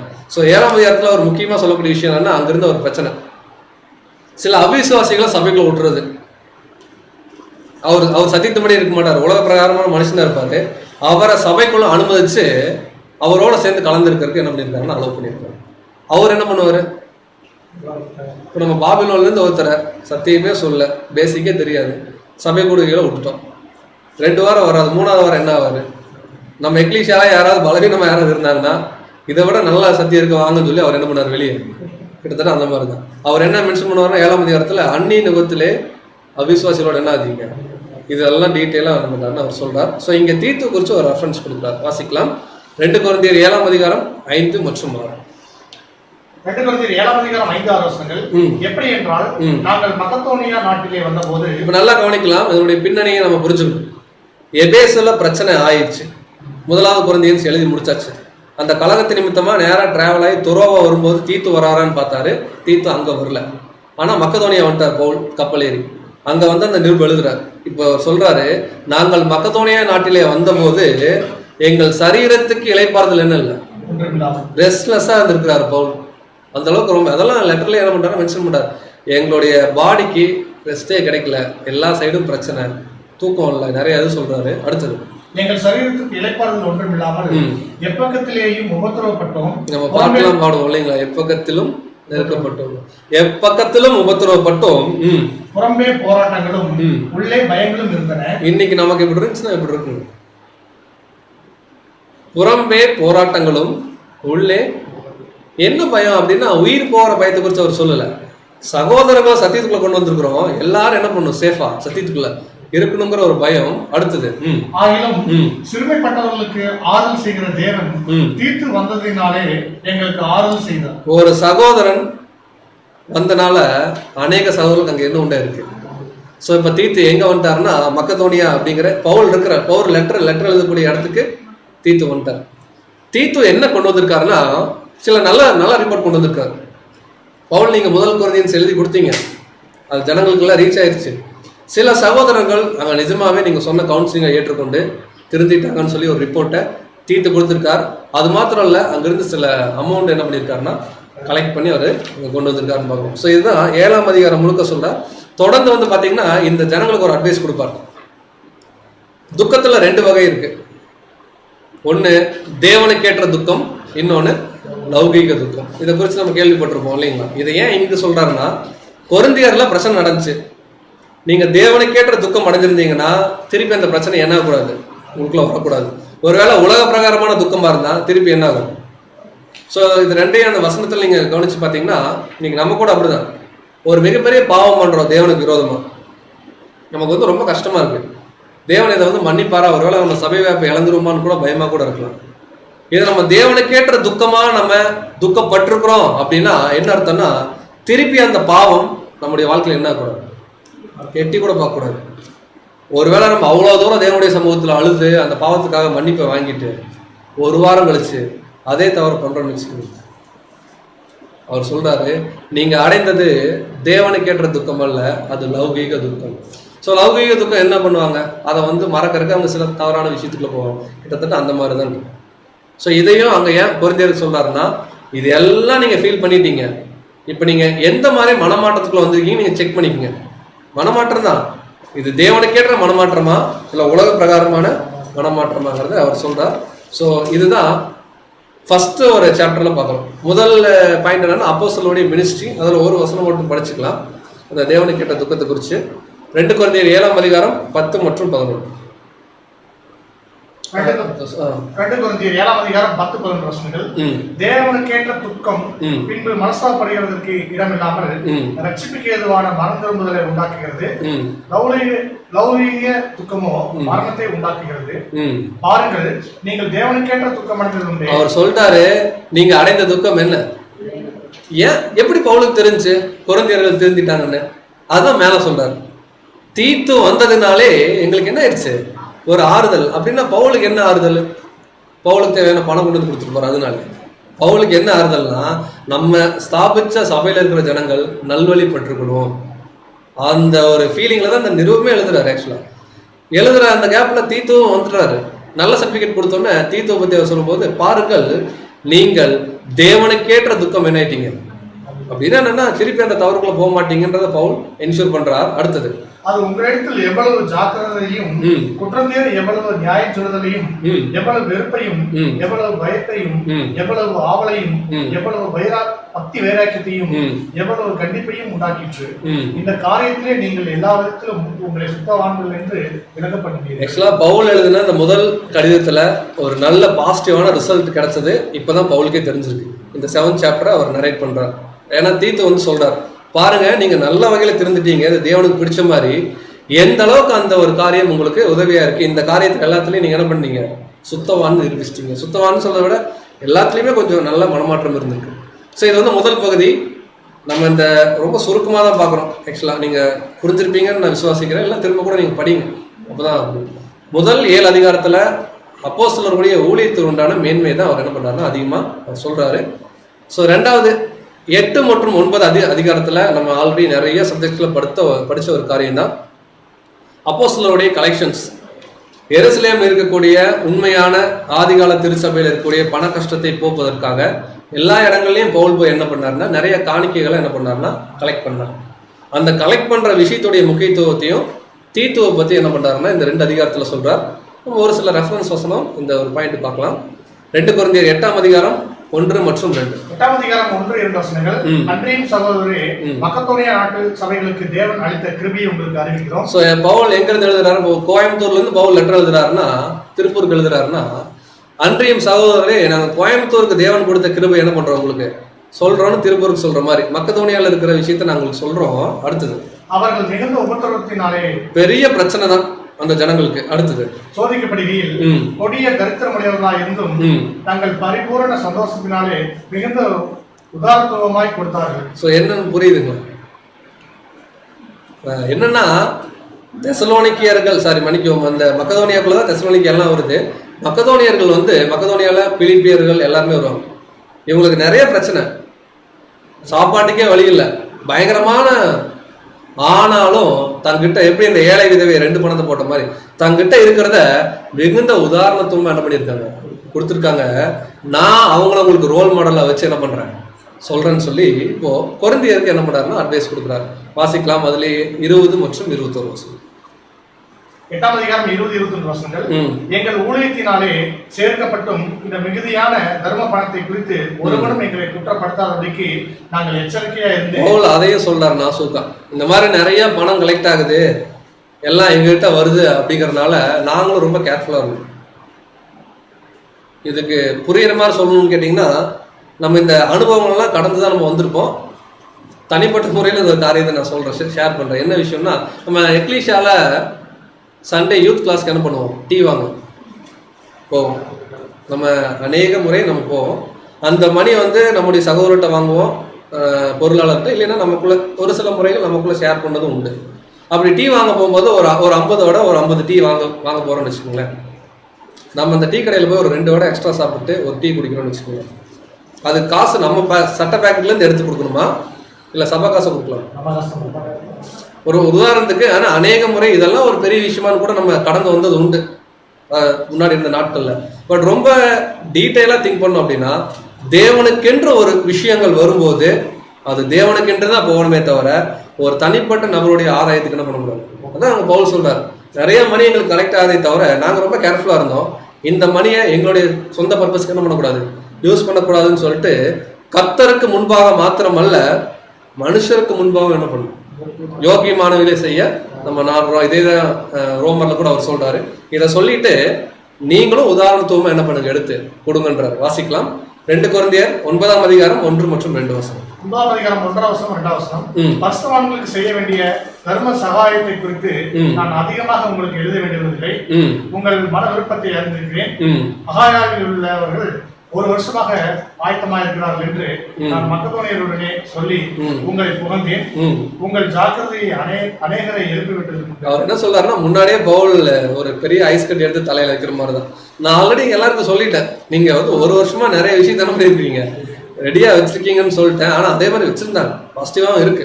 அதனால அவனவன் விசனமாயும் அல்ல கட்டாயத்தின் பேரும் அல்ல, அவங்க மனசுக்கு என்ன ஏவுதோ அதெல்லாம் அந்த வசனத்துல சொல்லுவார். எடுத்து உதாரணத்துவமா கொடுங்க. சிறுக விதைக்கிறவன் சிறுக அறுப்பான், வாரி இறைச்சா என்ன பண்ணலாம். இதெல்லாம் பெயர் சபையில காணிக்கைக்கு சொல்றாங்க. இதெல்லாம் பவுல் ஏன் அங்க சொல்றாருன்னா, எப்படி சொன்னா ஜனங்க அதை புரிஞ்சுப்பாங்களோ அதுக்காக பவுல் சொல்லக்கூடிய ஒரு அறிவுரைகள். இதெல்லாம் சொல்லி அந்த மணி கலெக்ஷனை குறித்து அவர் சொல்றார். இதுதான் செகண்ட் போர்ஷன்ல இருக்கு. இந்த பாயிண்ட்டை முடிக்கும் போது கூட திரும்பவும் தீத்துவை குறித்து அவர் என்ன பண்றாருன்னா ரெஃபரன்ஸ் கொடுக்குறாரு. ஸோ அதை கூட படிக்கலாம். 2 கொரிந்தியர் 9ஆம் அதிகாரம் 13 முதல் 15 வரை. 2 கொரிந்தியர் 9ஆம் அதிகாரம் 13-15 அவர்கள் இந்த தர்ம சகாயத்தினாலேயே நன்மையை அனுபவித்து நீங்கள் கிறிஸ்துவின் சுவிசேஷத்தை கீழ்ப்படிதலோடு அறிக்கையிட்டு இருக்கிறது எல்லாமே சொல்றாரு. நீங்க நல்ல விஷயம் பண்றீங்க, சத்தியத்துக்கு என்ன பண்ணிருக்கீங்க, கீழ்படிஞ்சிருக்கீங்க. அடுத்தது, தங்களுக்கும் மற்ற அனைவருக்கும் நீங்கள் உதாரணத்துவமாய் தர்மம் செய்கிறது நிமித்தமும் அவர்கள் தேவனை மகிமைப்படுத்தி உங்களுக்காக வேண்டுதல் செய்து தேவன் உங்களுக்கு அளித்த மிகவும் விசேஷித்த கிருபை நிமித்தம் உங்கள் மேல் வாஞ்சியா இருக்கிறார். இது எல்லாமே அந்த மக்கதோனிய நாட்டு ஜனங்களை பத்தி அந்த சகோதரர்கள் ரொம்ப சந்தோஷப்படுறாங்க உங்களை குறிச்சு அப்படின்னு சொல்லிட்டு தேவன் அருளின சொல்லி முடியாத ஈவுக்காக அவருக்கு என்ன பண்றாரு. நீங்க நல்லா இந்த கொரிந்தியர் நிருபம் வாசிச்சு பாத்தீங்கன்னா, இந்த முதல் 9 அதிகாரம் 2 கொரிந்தியர்ல ஏதோ ஒரு லெட்டர் முடிஞ்ச மாதிரி ஒரு ஃபீல் இருக்கும். ஃபர்ஸ்ட் திட்டினாரு, அப்புறம் தேவனை கேட்ட துக்கம்னாரு, தீத்து வந்ததுனால எல்லாம் என்ன ஆயிடுச்சு, இப்போ சால்வ் ஆயிருச்சு, நீங்களும் நல்ல வகையில் என்ன பண்ணிருக்கீங்க, சப்போர்ட் பண்ணிருக்கீங்கன்னு நான் தெரிஞ்சுக்கிட்டேன்னு சொல்லி ஒரு லெட்டரை கன்க்ளூட் பண்ற மாதிரி இங்க வரும். திருப்பி 10ஆம் அதிகாரத்துல இருந்து பாத்தீங்கன்னா திருப்பி பவுல் என்ன பண்ணுவாருன்னா திட்டுவார். அவருடைய ஊழியத்துடைய மேன்மையும் சொல்லுவாரு, அங்க இருக்கிற கள்ள அப்போஸ்தலரையும் திட்டுவாங்க. நிறைய சகோதரர்கள் என்ன கருத்து சொல்றாங்கன்னா, கொரிந்தியருக்கு பவுல் 2 லெட்டர் மட்டும் போடல, ஏறக்குறைய 4 மினிமம் 4 லெட்டர் போட்டிருக்குன்னு சொல்றாங்க. ஒரு கருத்து, நம்ம அதெல்லாம் விசுவாசிக்க வேண்டிய அவசியம் இல்லை. பட் இந்த 9ஆம் அதிகாரத்துக்கு அப்புறம் பாத்தீங்கன்னா ஒரு புது லெட்டரா கூட இருந்திருக்கணும் அப்படிங்கிற ஒரு கருத்தும் சொல்றாங்க. பட் நம்ம அதை ஏற்றுக்கொள்ள வேண்டிய அவசியம் இல்லை. தேவன் நமக்கு 2 லெட்டர் தான் கொடுத்துருக்காரு. அவர் எத்தனை லெட்டர் போட்டிருந்தாலும் சரி 2 லெட்டர் தான், 2 கொரிந்தியர்ஸ் தான் அப்படிங்கிறத நம்ம என்ன பண்ணலாம்னா புரிஞ்சுக்கலாம். இப்போ 10ஆவது அதிகாரத்துலேருந்து நியூ ஒரு இதுக்குள்ள போகுது. அதோடைய டாபிக் பார்த்தீங்கன்னா அப்போஸ்தலிக் விண்டிகேஷன். அப்போஸ்தலருடைய ஊழியத்துடைய ஆதாரம் என்ன? ஃபர்ஸ்ட் ஊழியம் என்னன்னு சொன்னார், அப்புறம் அப்போஸ்தலர்கள் ஏன் பணம் சேகரிக்கிறாங்கன்னு சொன்னார். அடுத்து நாங்கள் இந்த பண்ணக்கூடிய ஊழியத்துடைய பேஸ் என்ன, இது மனுஷருக்காக அல்ல தேவனுக்காகன்றத கடைசி 3 அதிகாரத்தில் சொல்றார். இன்னமும் ரொம்ப எமோஷனலாக எழுதுறாரு. இது பர்டிகுலராக யாருக்காக சொல்றாருன்னா, அங்கே கள்ள அப்போஸ்தலர்கள் இருந்தாங்க, அவங்களோட பவுல் தங்களுடைய ஊழியத்தை கம்பேர் பண்றாரு. கள்ள அப்போஸ்தலர்கள் யாரு, நல்ல அப்போஸ்தலர்கள் யாரு, நீங்க என்ன பண்ணிக்கங்க புரிஞ்சுக்குங்கன்னு சொல்றாரு. ஸோ நம்ம ஃபைனலான ஒரு பாயிண்ட்ல வரோம். அப்போஸ்தலரின் ஊழியத்துடைய ஆதாரம் அப்படிங்கிறது தான் லாஸ்ட் அந்த ஒரு 4 சாப்டர்ல இருக்கு. ஸோ ஒரு சில முக்கியமான வசனம் மட்டும் வாசிக்கலாம். ஆக்சுவலா அங்க இருக்கிற ஜனங்கள்லாம் வெளித்தோட்டத்தை பார்த்துருக்காங்க. அதான் பவுல் திரும்ப சொல்றாரு, அந்த கள்ள அப்போஸ்தலர்கள் அப்படிதான் இருக்கிறாங்க, சென்ட் போட்டு இல்லைங்களா, நம்ம புரியுமா சொல்லலாம், பெரிய ஒரு அங்கேயும் போட்டு இப்படி இருக்காங்க, அதை பார்க்காதீங்க. அந்த மாதிரி ஆதாரத்தில் நாங்கள் என்ன பண்ணல, ஊழியம் பண்ணலன்றாரு. 2 கொரிந்தியர் 10ஆம் அதிகாரம் 7 மற்றும் 2 கொரிந்தியர் 10ஆம் அதிகாரம் 7 வசனங்கள். வெளித்தோட்டத்தின்படி பார்க்கிறீர்களா, ஒருவன் தன்னை கிறிஸ்துவுக்குரியவன் என்று நம்பினால் நான் கிறிஸ்துவுக்குரியவனாக இருக்கிறது போல நாங்களும் கிறிஸ்துவுக்குரியவன் என்று அவன் தன்னில் தானே சிந்திக்கிறான். எப்படி எழுதியிருப்பார் பவுல் இதை எழுதும்போது? இப்ப நம்ம படிக்கும் போது இப்போ சகோதரர் ஸ்லோவா படிச்சாருன்னா நமக்கு ஸ்லோவா தெரியுது, சகோதரர் வேகமா படிச்சாருன்னா நமக்கு வேகமா தெரியுது. பவுல் என்ன ஒரு சென்ஸ்ல அதை எழுதியிருப்பாருன்னா, கட்டாயம் கண்ணில் தண்ணி வந்துருந்துருக்கும், அதே டைம் ஒரு தேவனுக்கு ஏற்ற ஒரு கோபம் இருக்கும் அவருக்குள்ள. என்ன வெளித்தோட்டத்தில் நீங்க என்ன பண்றீங்க பாக்குறீங்களா அப்படின்னு சொல்லிட்டு, ஒருவேளை கிறிஸ்துவுக்குள்ள நீங்க இருக்கிறீங்கன்னா நாங்களும் கிறிஸ்துவுக்குள்ள இருக்கிறன்ற மாதிரி நீங்க என்ன பண்ணணும், முதல்ல திங்க் பண்ணும். வெளித்தோட்டத்தெல்லாம் பார்த்து யாரும் என்ன பண்ணிடக்கூடாது, எடை போட்டக்கூடாதுன்னு சொல்லிட்டு அவர் சொல்றாரு, நான் உங்களை வந்து கெட்டு போங்கன்னு சொல்லி இதை எழுதல, நீங்க நல்லா இருக்கணும்னு சொல்லி எழுதுறன்ற வாசிக்கும் 8ஆம் மேலும் உங்களை நிர்மூலமாக்குறதுக்கல்ல உங்களை ஊன்ற கட்டுகிறதற்கு கர்த்தர் எங்களுக்கு கொடுத்த அதிகாரத்தை குறித்து நான் இன்னும் சற்றே அதிகமாய் மேன்மை பாராட்டினாலும் நான் வெட்கப்படுவதில்லை. திரும்பியும் பவுல் என்ன பண்ணாங்கன்னா மேன்மை பாராட்ட தான் வைக்கிறாங்க ஜனங்கள். ஏன் அப்படின்னா இதை வந்து உங்களை மட்டம் தட்டுறதுக்காக நான் சொல்ல, நிர்மூலமாக்குறதுக்கு சொல்ல, நீங்க இன்னமும் என்ன ஆகணும், ஊன்ற நல்ல ஸ்ட்ராங் ஆகணும் அப்படிங்கறதுக்காக இன்னும் நான் கொஞ்சம் என்ன குறிச்சு என்ன பண்ணிக்கிறேன் உங்களுக்கு சொல்லிக்கிறேன். காரணம், எங்களுக்கு கொடுத்த அதிகாரம் அது, நாங்க அப்போஸ்தலர்கள் அப்படிங்கறத அவர் என்ன பண்றாருன்னா அந்த ஒரு ஃபோர்ஸ்ஃபுல்லா என்ன பண்றாருன்னா சொல்றாரு. சொல்லிட்டு ஆக்சுவலா பவுலை குறிச்சு நிறைய கருத்து நம்ம கேள்விப்பட்டிருப்போம். அவர் ரொம்ப வெளித்தோற்றம் நல்லா இருக்காது, அவர் ஷார்ட்டா இருந்திருக்கலாம், அவர் சரி வர வந்து சத்தியத்தை கூட கரெக்டான உச்சரிச்சிருப்பாரான்னு நமக்கு தெரியல. ஆனா சவுண்டட் டாக்டரின் தான் அவர் பேசியிருக்காரு. ஆனா பிரசன்டேஷன் அவர் முன்னாடியே சொல்றாரு இல்லைங்களா, ஃபர்ஸ்ட் கொரிந்தியன்ஸ்ல நம்ம பார்த்தோம், நான் வந்து நய வசனைப்பினால வந்து எல்லாருக்கும் ரொம்ப சந்தோஷமா இருக்கிற மாதிரிலாம் எனக்கு சப்ஜெக்ட் எனக்கு தெரியாது அவர் சொல்லுவார். நான் டைரக்டா சொல்லிட்டு இருக்கேன் அப்படின்னு. அதே பாயிண்ட் இங்கேயும் சொல்றாரு. அந்த ஜனங்களுடைய எதிர்பார்ப்பு வேற, ஆனா பவுல் தேவனுக்காக இருந்த சூழ்நிலை அங்க வேற. பவுலுடைய தோற்றம் அதை குறித்து அவரே சொல்றாரு. 2 கொரிந்தியர் 10ஆம் அதிகாரம் 9-10 9ஆம் வசனம். நான் நிருபங்களினாலே உங்களை பயமுறுத்துகிறவனாய் தோன்றபடிக்கு இதை சொல்லுகிறேன். சோ நான் இவ்வளவு சொல்றேன்னு கேட்டு உங்களை வந்து பயமுறுத்துறதுக்காக நான் என்ன பண்றேன், இந்த லெட்டரை போடல. என்னுடைய அல்டிமேட் ஏம் என்னன்னா கிறிஸ்துவுக்குள்ள நீங்க இன்னும் என்ன பண்றதுன்னா வேறுன்றணும் அப்படிங்கறதான் சொல்லிட்டு இப்ப சொல்றாரு பாருங்க. 10ஆம் வசனம். அவருடைய நிருபங்கள் பாரா யோசனையும் பலம் உள்ளவைகள். சோ அவருடைய நிருபங்கள் பாரா யோசனையும் பலம் உள்ளவைகள், ஆனா சரீரத்தின் தோற்றமோ பலவீனமும் வசனம் அற்புதமாய் இருக்கிறார்கள். சரீரத்தின் தோற்றமோ பலவீனமும் வசனம் அற்பமாய் இருக்கிறது என்கிறார்களே. அப்போ என்ன ஒரு பாயிண்ட் அவர் சொல்றாருன்னா, நீங்க வெளித்தோற்றத்தை கடைசி வரைக்கும் என்ன பண்ணிட்டு இருக்கீங்க பாக்குறீங்க, ஆனா நாங்க எங்களுக்கு கிடைச்ச அதிகாரம் அந்த மாதிரி இல்லை, இது அப்போஸ்தலருடைய அதிகாரம்.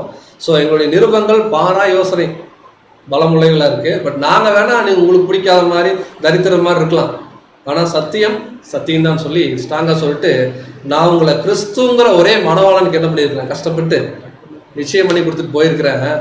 தயவு செஞ்சு இந்த ஏவாளை வந்து சாத்தான் ஏமாத்துற மாதிரி இந்த கள்ள அப்போஸ்தலர் வந்து உங்களை என்ன பண்ணுவாங்க, நாளைக்கு ஏமாத்துவாங்க, நீங்க ஏமாந்துடாதீங்கன்னு என்ன பண்றாருன்னா தொடர்ந்து அவர் எழுதுறாரு. நம்ம பரிச்சயமான வசனம் தான் 2 கொரிந்தியர் 11ஆம் அதிகாரம் 2-3 வசனம். 11ஆம் அதிகாரம் 2-3 வசனங்கள். நான் உங்களை கற்புள்ள கன்னிகையாக கிறிஸ்துவின் ஒரே புருஷனுக்கு ஒப்புக் கொடுக்க நியமித்தபடியால் உங்களுக்காக தேவ வைராக்கியமா வைராக்கியம் கொண்டிருக்கிறேன். இதை குறித்து நமக்கு தெரியும் இல்லைங்களா, அந்த அளவுக்கு நான் வைராக்கியமா இருக்கேன். அடுத்தது 3ஆம் வசனம்.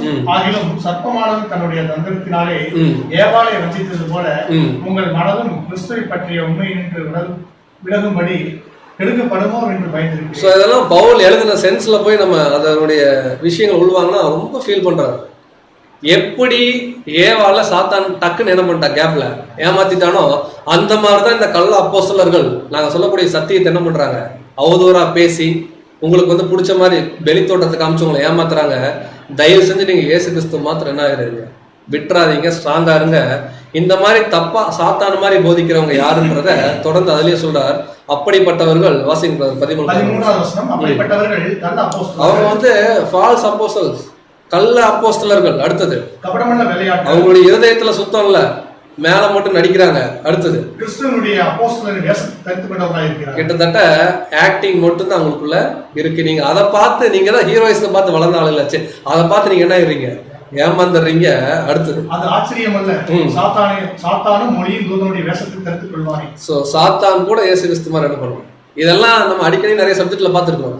இதை ஏன் சொல்றாங்கன்னா, அங்க இருக்கிற ஜனங்கள் வெளித்தோற்றத்தையே பார்த்து என்ன பண்ணிட்டாங்கன்னா அங்க பவுலை விளக்கிட்டாங்க, சத்தியத்தை விளக்கிட்டாங்க. இதெல்லாம் பவுல் சொல்லிட்டு இவங்கெல்லாம் கள்ள அப்போஸ்தலர்கள், நான் யார் தெரியுங்களா அப்படிங்கிறாரு. அதை ஆல்ரெடி சொல்லிட்டாரு, பல டைம் சொல்லிட்டாரு. நான் வந்து மேன்மை பாராட்ட வேணாம் தான் நினைக்கிறேன், ஆனாலும் நான் மேன்மை பாராட்டுறேன். காரணம் என்னன்னா உங்களுக்காக சொல்லி சொல்றாரு இல்லையா. இதை சொல்லிட்டு ஒரு லிஸ்டே போடுறாரு. இது நம்ம அடிக்கடி இந்த வசனங்கள் படிக்கும் போதே வாய் நமக்கு என்ன ஆகுது, தடுமாறும். அவ்வளோ லிஸ்ட் சொல்லுவார் இல்லைங்களா. ஆறுகளால் வந்த மோசங்களிலாலும், சொந்த சகோதரனால வந்த பிரச்சனை, கள்ள சகோதரர், குளிர், நிர்வாணம், பசி, பட்டினி, ஒரு லிஸ்டே போடுவார். அவர்கள் எபிரேயனா, நானும் எபிரேயன், அவர்கள் அப்போஸ்தலரா? நானும் அப்போஸ்தலர். யூதர்களால் என்ன 5 முறை 40க்கு அடிபட்டன்னு சொல்லி அந்த லிஸ்ட் எல்லாம் நான் இங்கிலீஷ்ல இருக்கிறது அப்படி ஜஸ்ட் எடுத்து போட்டிருக்கேன். யூதர்களால பிரச்சனை வந்துச்சு, புறஜாதியால பிரச்சனை வந்துச்சு, கள்ள அப்போஸ்தலரால பிரச்சனை வந்துச்சு, ஆறுகளால வந்துச்சு, கடல்ல வந்துச்சு, நிர்வாணம், கப்பல் சேதம் எல்லாம் சொல்றாரு. இதெல்லாம் ஏன் சொல்லணும் பவுல்? இதெல்லாம் நம்ம கடவுளுக்காக பட்ட பாடுகளை மறைச்சிருக்க வேணாமா அப்படின்னா இவங்க சொல்ல வைக்கிறாங்க. அங்க பிரச்சனை அதுதான். இதெல்லாம் சொல்லினா அவங்களுக்கு சரியா வர உரைச்சிருக்காது போல இருக்கு. பவுல் சொல்லியே சொல்றாரு, கொஞ்சம் எக்ஸ்கியூஸ், கொஞ்சம் மன்னிச்சுங்க, நான் ரொம்ப புத்திசாலி மாதிரி தான் பேசுவேன் அப்படின்னு சொல்லி ஆரம்பிச்சு, புத்தியனன் போல பேசுறேன்னு சொல்லி ஆரம்பிச்சதெல்லாம் சொல்றாரு. இதெல்லாம் சொல்லிட்டு பவுல் இப்ப கடைசியா கன்க்ளூடிங் பாயிண்ட் என்ன சொல்றாருன்னா, நான் திரும்ப உங்களை மீட் பண்ண வர்றேன், எனக்கு வேற எதுவுமே வேணாம், உங்க மனசு மட்டும்தான் வேணும் அப்படிங்கிறார். ஸோ ஒரு சில வசனங்கள் படிக்கலாம். 2 கொரிந்தியர் 12ஆம் அதிகாரம் 1 மற்றும் 2 வசனம். 12ஆம் அதிகாரம் 1 வசனங்கள். மேன்மை பாராட்டுவது எனக்கு தகுதி அல்லவே, ஆகிலும் கர்த்தர் அருளிய தரிசனங்களையும் வெளிப்படுத்துதல்களையும் சொல்லுவேன். ஒன்னும் விடல, எல்லாத்தையும் சொல்றாரு. மேன்மை பாராட்டுறது எனக்கு தகுதி இல்லைன்னா, ஆனா நம்ம சொல்லிதான் ஆகணும் போல இருக்கு. தேவன் காமிச்ச தரிசனத்தை சொல்றேன். நம்ம தெரிஞ்ச வசனம் தான் 2வது வசனம். கிறிஸ்துவுக்குள்ளான ஒரு மனுஷனை அறிவேன், அவன் 14 வருஷத்திற்கு முன்னே 3ஆம் வானம் வரைக்கும் எடுக்கப்பட்டான். அவன் சரீரத்தில் இருந்தானோ சரீரத்துக்கு புறம்பே இருந்தானோ அதை அறியேன், தேவன் அறிவார். ஏன் இந்த மேன்மையெல்லாம் அவர் சொல்லணும்னா, அங்க இருக்கிற கள்ள அப்போஸ்தலர்கள் ஓவரா பண்ணிருப்பாங்க போல. இந்த ஜனங்களுக்குலாம் அவங்களும் பெருசா தெரிஞ்சிருக்கு. அந்த கள்ள அப்போஸ்தலர்களை கண்டம் பண்றதுக்காகவே இந்த லாஸ்ட் 3 சாப்டர் எழுதுறேன். நான் யாரு தெரியுங்களா, என்னை பத்தி பெருசா சொல்லிக்கூடாது அப்படின்ற மாதிரி தேவன் என்னை 3ஆம் வானம் வரைக்கும் எடுத்துக்கொண்டார். 14 வருஷம் முன்பாக. இந்த நெருப்பெழுதல் வந்து போட்டீங்கன்னா AD 44 வருது. இதெல்லாம் சொல்லிட்டு நான் 3ஆம் வானம் வரைக்கும் போனேன், சரீரத்தில் இருந்தேன்னா இல்லையா எனக்கு தெரியல, இதெல்லாம் தேவன் எனக்கு காமிச்சார். ஆனாலும் இதை நான் மேன்மை பாராட்டபடிக்கு சரீரத்தில் எனக்கு என்ன இருக்கு, ஒரு மாம்சத்துல ஒரு முள் கொடுக்கப்பட்டிருக்கு, அதெல்லாம் லிஸ்ட் பண்றாரு. பண்ணிட்டு இவ்வளவு லிஸ்டையும் சொல்லிட்டு சில பாயிண்ட் அவர் எக்ஸ்ட்ரா சொல்றாரு. அதையும் போட்டு படிக்கலாம். 13-14 வருஷம். 13ஆம் வருஷம். எதிலே மற்ற சபைகளுக்கு குறைவா இருந்தீர்கள்? கொரிந்தியரை பார்த்து கேட்கிறாரு, நீங்க தெசலோனிக்கர் இருக்காங்க, பிலிப்பியர் இருக்காங்க, மற்ற சபைக்கும் உங்களுக்கும் கம்பேர் பண்றேன், நீங்க எதுல குறைஞ்சு போனீங்க? இப்படி இந்த மாதிரி இங்க நின்று பேசினாவே என்னவோ திட்டுற மாதிரி இருக்கும். நீங்க எதுல குறைஞ்சு போனீங்க அப்படின்னா அந்த மாதிரி எழுதுறாரு. நீங்கள் எதிலே குறைவா இருந்தீர்கள். அடுத்தது, நான் உங்களை வருத்தப்படுத்தாதே உங்களுக்கு குறைவு. நான் உங்களை திட்டாம இருந்ததுதான் குறை இது வரைக்கும். இப்ப அதை என்ன பண்ணிட்டீங்க, பண்ண வச்சுட்டீங்க. ஏன்னா இந்த அநியாயத்தை எனக்கு என்ன பண்ணுங்க, நான் உங்களை திட்டுறேன், உங்களுக்கு ஒரு குறையும் உங்களுக்கு வைக்காம இருந்தா, இப்ப நான் திட்டுறேன், அதையும் நீங்க என்ன பண்ணீங்க, தயவு செஞ்சு. இப்படி ஒரு அப்போஸ்தலன் எழுத முடியுமா? நான் சொல்றேன் கேளுன்னா கேட்டுதான் ஆகணும். பவுல் டவுன் டு எர்த் வந்து மேன்மையும் சொல்றாரு, அதே டைம் அவருடைய தாழ்மையும் காமிக்கிறார். அடுத்தது இங்கதான் ஒரு முக்கியமான பாயிண்ட் வாசிப்பதான். இதோ உங்களிடத்திற்கு 3ஆம் தர ஆயத்தமா இருக்கிறேன், நான் உங்களை வருத்தப்படுத்துவதில்லை, நான் உங்களையே தேடுகிறேன், பெற்றாருக்கு பிள்ளைகள் அல்ல, பிள்ளைகளுக்கு பெற்றார்களே பொக்கிஷங்களை சேர்த்து வைக்க வேண்டும். சோ மத்த பாயிண்ட் பின்னாடி பார்க்கலாம். உங்களிடத்தில் 3ஆம் தரம் வர பாடத்தை ஆரம்பத்துல நான் ஒரு கேள்வி கேட்கும் போது நம்ம எல்லாரும் ஒருமித்த ஒரு கருத்து சொன்னோம். பவுல் இது வரைக்கும் எத்தனை டைம் தான் வந்திருக்காரு? ஒரே டைம் தான் வந்திருக்காரு. செகண்ட் டைம் வர போறாரு. அதுக்கு முன்னாடி 2 லெட்டரையும் கொடுக்குறாரு. ஆனா இங்க என்ன சொல்றாரு, 3ஆம் தரம். இதெல்லாம் வச்சுட்டு தான் நிறைய சகோதரர்கள் நிறைய கருத்து சொல்லி அவர் நடுவில் ஒரு டைம் வந்திருப்பாரு அப்படி இப்படின்றாங்க.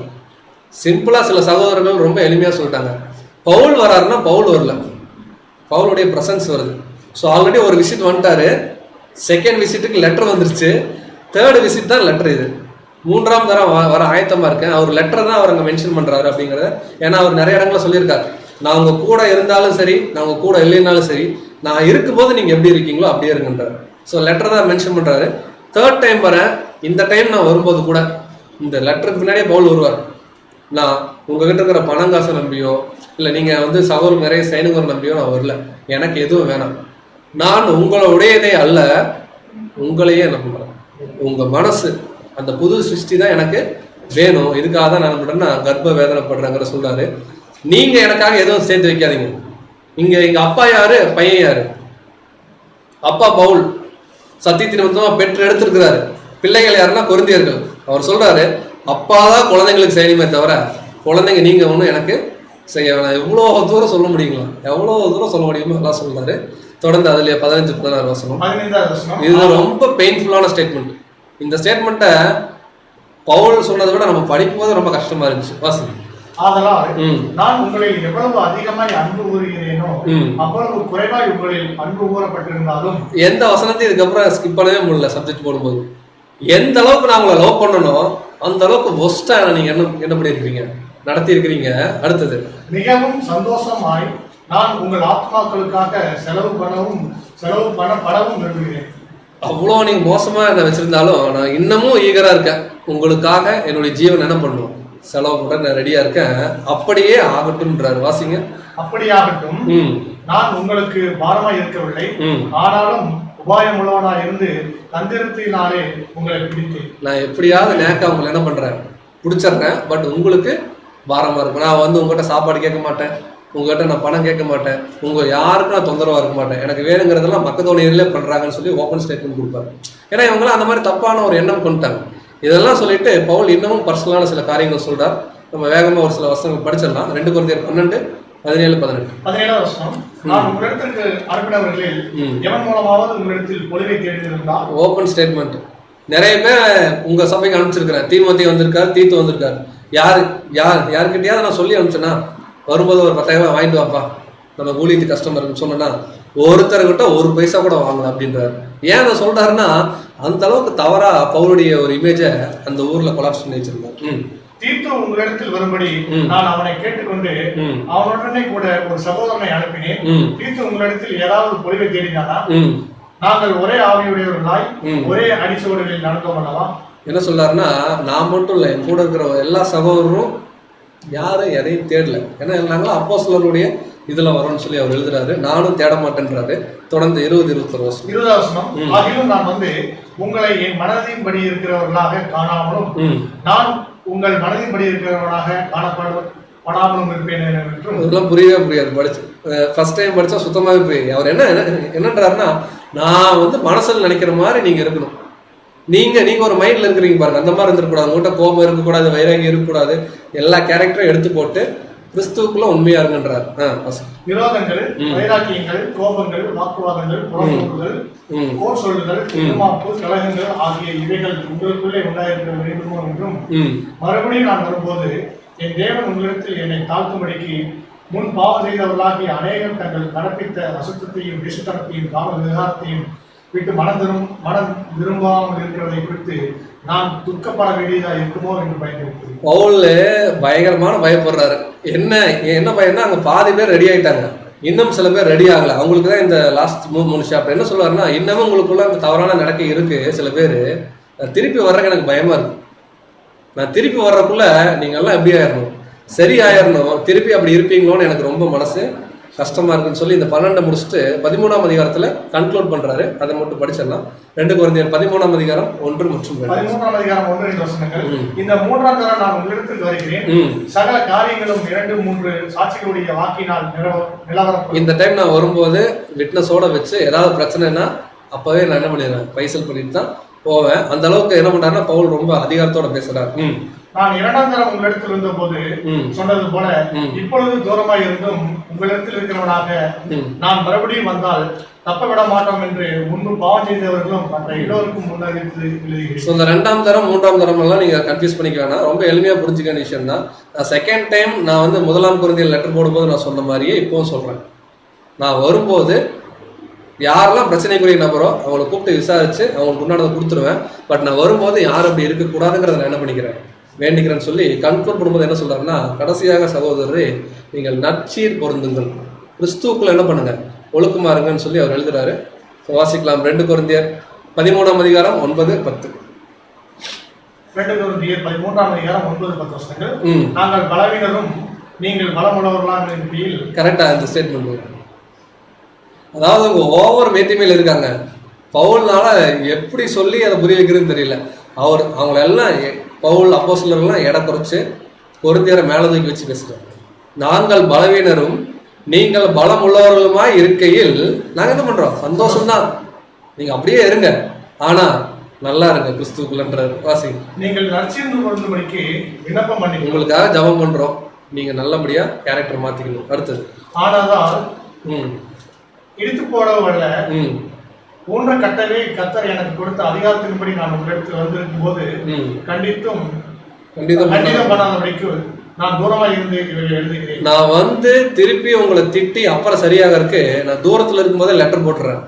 அதை நீங்க படிச்சு சீக்கிரம் என்ன பண்ணிக்கணும், சரியாயிருக்கும். இப்படி ஒரு அப்போஸ்தலன்னு எப்படி சொல்றதுன்னே எனக்கு தெரியல. என்ன சொல்றாருன்னா, ரொம்ப எமோஷனல், பர்சனல் லெட்டர். இந்த கடைசி 2 வசனம் படிச்சுட்டு நம்ம கன்க்ளூடிங் பாயிண்ட் பார்த்தோம்னா அதுல 11 மற்றும் 12 வசனம். கடைசியாக சகோதரரே சந்தோஷமா இருங்கள். திட்டுன்னு திட்டிட்டு கடைசியாக சகோதரரே சந்தோஷமா இருங்க, நற்சீர் பொருந்துங்கள், ஆறுதல் அடையுங்கள், ஒன்னஸா இருங்க, சமாதானமா இருங்கள். அப்பொழுது அன்புக்கும் சமாதானத்துக்கும் காரணராகிய தேவன் உங்களோடு இருக்கிறார். சோ இதெல்லாம் தான் நமக்கும் மேபி இந்த பாயிண்ட்ஸ் எல்லாம் நமக்குள்ள இருக்காது. பட் இன்னர் தாட்ஸ்குள்ள ஒருவேளை அந்த மாதிரி ஒரு காரியங்கள் இருக்கும்போது சந்தோஷமா இருக்கணும், நற்சீர் பொருந்தணும், ஆறுதல் அடையணும், ஒன்னஸ்ல இருக்கணும், சமாதானமா இருக்கணும். இப்படி எல்லாம் இருந்தா தேவன் நம்மளோட என்ன பண்ணுவார்னா, இப்போ ஒன்னஸ்ன்னு எடுத்துக்கிங்களேன். ஒன்னஸ்னா எல்லா பாயிண்ட்லயும் நம்ம எப்படிதான் இருக்கணும். சத்தியம் என்ன சொல்லுதோ அந்த ஒரு ஒன்னஸ்ல இருக்கும். நான் மட்டும் வேறு பிரிந்து இருந்தேன்னு வச்சுக்கோங்க, அது வந்து ஒன்னஸ்க்கு இல்லை. கிறிஸ்துவோடைய சிந்தை நம்ம எல்லாருக்குள்ள இருக்குன்றாரு. ஒருவரை ஒருவர் என்ன பண்ணுங்க, பரிசுத்த முத்தத்தோட வாழ்த்துங்கள். தொடர்ந்து 13 வருஷம் பரிசுத்தவான்கள் எல்லோரும் உங்களுக்கு வாழ்த்து சொல்கிறார்கள். சயின்ஸ் எல்லாருமே உங்களுக்கு என்ன பண்றாங்கன்னா விஷ் பண்றாங்க. கர்த்தராகிய இயேசு கிறிஸ்துவினுடைய கிருபையும் அவருடைய அன்பும் பரிசுத்த ஆவியினுடைய ஐக்கியமும் உங்கள் அனைவரோடும் கூட இருப்பதாக. ஆமென். ஸோ அவருடைய ஸ்டேட்மெண்ட்டை முடிச்சிட்டார். இன்னைக்கு நம்ம தான் நம்ம ஸ்டேட்மெண்ட்டை முடியும். ஸோ இது வந்து பார்த்தீங்கன்னா முழுக்க ஒரு பர்சனல் லெட்டர் நான் சொல்றேன். பர்சனல்னா தேவன் அனுமதிச்ச லெட்டர். பட் பவுல் அதிகமாக ஊழியக்காரத்தை குறித்து டாக்டரின் பற்றி அதிகமாக பேசல இந்த நிருபத்தில். ஆனால் முதல் கொரிந்தியன்ஸ்ல நிறைய டாக்டரின் பேசுவார், உயிர்த்தெல்லாம் வந்துருக்கும். இதில் முழுக்க அவருடைய பர்சனலான அனுபவம், அப்போஸ்தலருடைய அத்தாரிட்டி, அப்போஸ்தலர்கள் ஏன் இவ்வளோ கஷ்டப்பட்டு ஊழியம் பண்ணுறாங்க, ஏன் அவங்க மணி கலெக்ட் பண்ணுறாங்க, அதோடைய முக்கியத்துவம் என்ன, நீங்கள் இந்த தப்பில் இருக்கீங்க திருந்துங்கன்னு சொல்லி ஃபுல்லாக கண்டனம் பண்ணி எழுதுறோம். ஸோ அந்த 2 கொரிந்தியர் நிருபம் 3 பிரிச்சோம். முதல் 7 அதிகாரத்தில் அப்போஸ்தலருடைய ஊழியத்துடைய மேன்மை என்ன உங்களுக்கு புரிஞ்சுக்க மாதிரி ரொம்ப எளிமையாக பழைய உடன்படிக்கை புதிய உடன்படிக்கை அதை நீங்கள் பேச வச்சுக்கலாம். அப்புறம் 8-9 அதிகாரத்தில் அப்போஸ்தலருடைய கலெக்ஷன்ஸ் எந்த அளவுக்கு அவங்க வந்து அந்த தர்ம பணத்தை சேர்த்து அவங்களுக்குன்னு அதை எடுத்துக்காம அது எருசலேம் கொண்டு போவதற்காக ஒரு சகோதரன் நியமிச்சு அவரே ஓப்பனாக சொல்றார், நான் ஏதாவது பொலிவு தேடினா என் கூட வந்த சகோதரர் ஏதாவது உங்ககிட்ட ஏதாவது வாங்கினாரா? வாங்கல, ஏன்னா நாங்கள் அந்த ஒரு பேஸில் இருக்கிறோம், நாங்கள் கள்ள அப்போஸ்தலர்கள் கிடையாதுன்னு சொல்றாங்க. அதெல்லாம் இந்த அதிகாரத்துக்கு கடைசி அந்த 4 அதிகாரம் வந்து பார்த்தீங்கன்னா நாங்கள் பண்ற இந்த ஊழியத்துடைய பேஸ் என்ன, ஆதாரம். இந்த ஆதாரம் முழுக்க கிறிஸ்துவை கொண்டு கட்டப்பட்டது. அது மாத்திரம் இல்லை, நாங்கள் பட்ட உபத்திரவம், கஷ்டம், வியாகுலம் எல்லாமே எதுக்கு அப்படின்னா உங்ககிட்ட இருக்கிற பணத்தை பிடுங்கிட்டு போறக்கோ, உங்களை வந்து திட்டுன்னு திட்டுறக்கோ அதுக்கெல்லாம் எங்களுக்கு ஆசை இல்லை. உங்கள் மனசு நீங்கள் புது சிருஷ்டியாக மாறணும் அப்படிங்கிறது மாத்திரம்தான் பவுல் திரும்ப நீங்கள் கட்டாயம் அன்புக்குரிய சகோதரர்களே நீங்கள் வீட்டில் இந்த நிருபத்தை வாசிச்சு பாருங்க. ரொம்ப எமோஷனலாக நம்மளோட ரொம்ப கனெக்ட் ஆகக்கூடிய ஒரு லெட்டராக இது கட்டாயம் இருக்கும் அப்படிங்கிற ஒரு விஷயத்தோட இந்த நிருபத்திலிருந்து நமக்கு என்ன தேவன் கற்றுக் கொடுக்குறாருன்னா, பவுல் சொன்ன எல்லாமே இன்னைக்கு நமக்கு தான். விருத்த சேதனமும் அல்ல, விருத்த சேதனம் எல்லாமே அல்ல, புது சிருஷ்டி தான் காரியம். இங்க அவர் அதை பண்றாரு, இவர் இதை வந்து பண்றாரு, அவர் ஹைட்டா இருக்கிறாரு, இவர் குள்ளமா இருக்கிறாரு, இதெல்லாம் விஷயமே கிடையாது. அவர் நல்ல சட்டை போட்டிருக்காரு, அழுக்கு சட்டை போட்டிருக்காரு, இதெல்லாம் பாயிண்டே கிடையாது. அவர் சொல்றாரு வெளி தோற்றத்தின்படி நீங்க பார்க்காதீங்க, கிறிஸ்துவுக்குள்ள பவுல் எப்படி இருந்தாருங்கிறத பார்க்கணுமே தவிர வேற எதுவும் பார்க்கக்கூடாது. இன்னைக்கும் அதே தான், கிறிஸ்துவுக்குள்ள நம்ம எல்லாம் ஒன்னா இருக்கிறோம். இங்க எதுவுமே மாம்சத்தின் பிரகாரமா பார்க்காம கிறிஸ்துவுக்குள்ள நம்மளை பார்க்கணும். அதே போல ஒரு தவறு பண்றோம் பர்சனலா அப்படின்னா நம்ம பண்ற பர்சனல் தவறுக்கு தேவன்கிட்ட மன்னிப்பு கேட்போம். அது தேவனுக்கு கேட்ட துக்கமா உலக பிரகாரமான துக்கமான்றதை எப்ப தெரியும்னா, திருப்பி அந்த தப்ப நாளைக்கு நான் பண்ணிட்டேன்னு வச்சுக்கோங்களேன், நான் கட்டாயம் தேவனுக்காக துக்கம், தேவனுக்கு கேட்ட துக்கம் பண்ணல, சும்மா ஒரு நேம் ஷேக்குக்கு எங்க பிரேயர் பண்ணாம போனா தேவன் மன்னிக்காம போயிடுவாங்க நான் பண்ணிட்டேன்றத அதையும் பவுல் சொல்றார். அதே போல தேவனுக்கென்று நம்ம ஏதோ ஒரு காரியங்கள் வாங்கும்போது, ஊழியத்துக்காக வாங்கும்போது எந்த வகையிலும் நம்முடைய சுயநலத்துக்காக அதை பயன்படுத்தக்கூடாது. ஏன்னா அவர் அப்படி பண்ணலங்கிற ஒரு எச்சரிக்கையும் கொடுக்குறார். இன்னும் அநேக ஆலோசனைகளை அவர் கொடுத்துருக்காரு நம்ம பார்க்குறோம். ஸோ கேட்ட வசனத்தெல்லாம் மனதில் வச்சுக்கலாம்.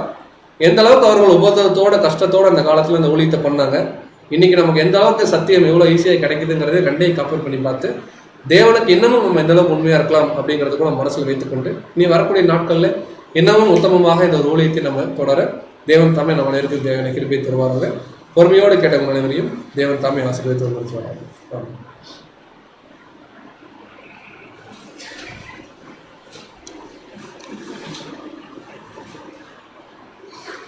கிறிஸ்துக்கள் பிரியமுள்ள சகோதர சகோதரிகளே, இன்றைய நாளிலும் கூட நம்முடைய அன்பு சகோதரர்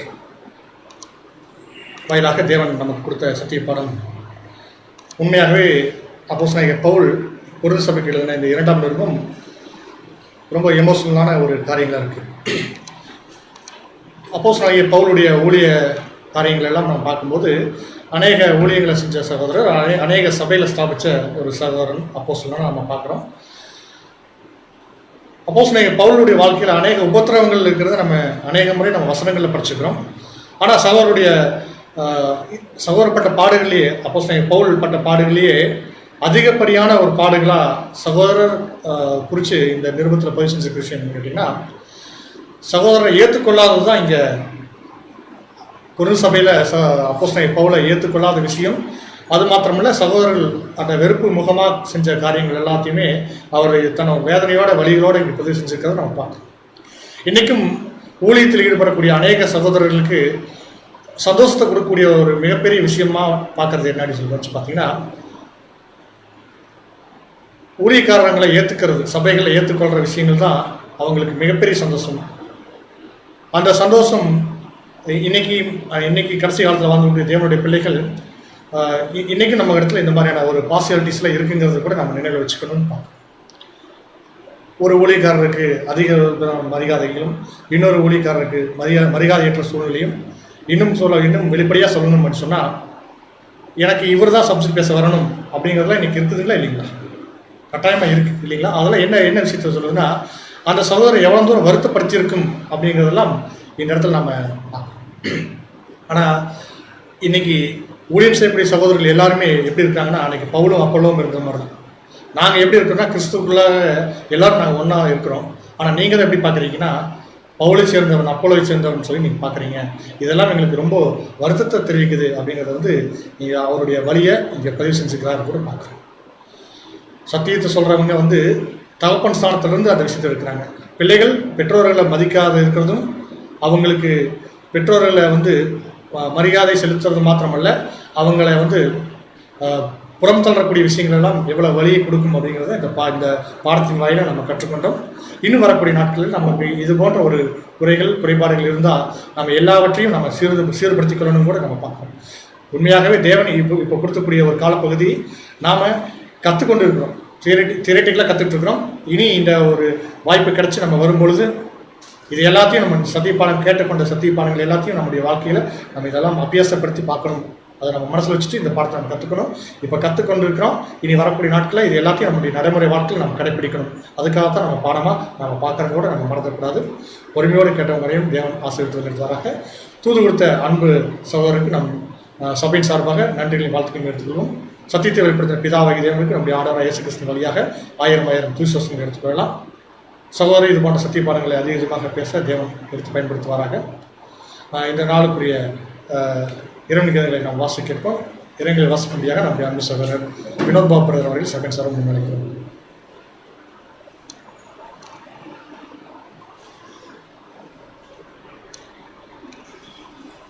இன்றைய நாளுக்குரிய இரவு நினைவுகள் 89ஆம் சங்கீதம் 15ஆம் வசனம்.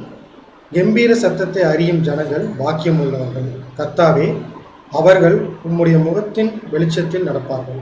இதற்கான விளக்கம்: நமது கர்த்தர் தம்முடைய கிருபையின் செய்தியை கடைசி காலத்தில் இருக்கிற நமக்கு வித்தியாசமாக பகிர்ந்தளிக்கிறார். பொதுவாக சுவிசேஷம் என்று சொல்லப்பட்டு வந்தது இது முதல் புதிய பாட்டு, மோசேயின் பாட்டு, ஆட்டுக்குட்டியானவரின் பாட்டு என்று சொல்லப்படுகிறது.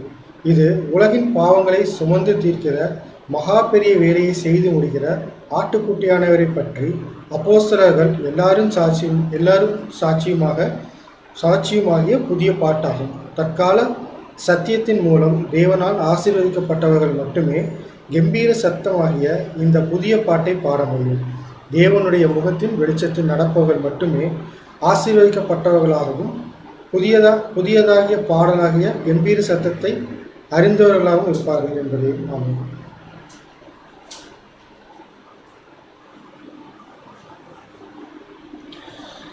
இந்த நாளுக்குரிய இறுதி ஜெபத்தை நம்ம அன்பு சகோதரர் ஜேம்ஸ் பாஸ்கர் பிரதமர் ஜெபிக்கும்படியாக சகோதரி சபையின் சார்பாக அழைக்கிறோம். ஜெபத்தை தொடர்ந்து ஒரு சில அறிவுரை சகோதரி வழங்குவார். அத்துடன் இந்த நாளுக்குரிய கூடுகை தேவசமானத்தோடு நிறைவேறும்.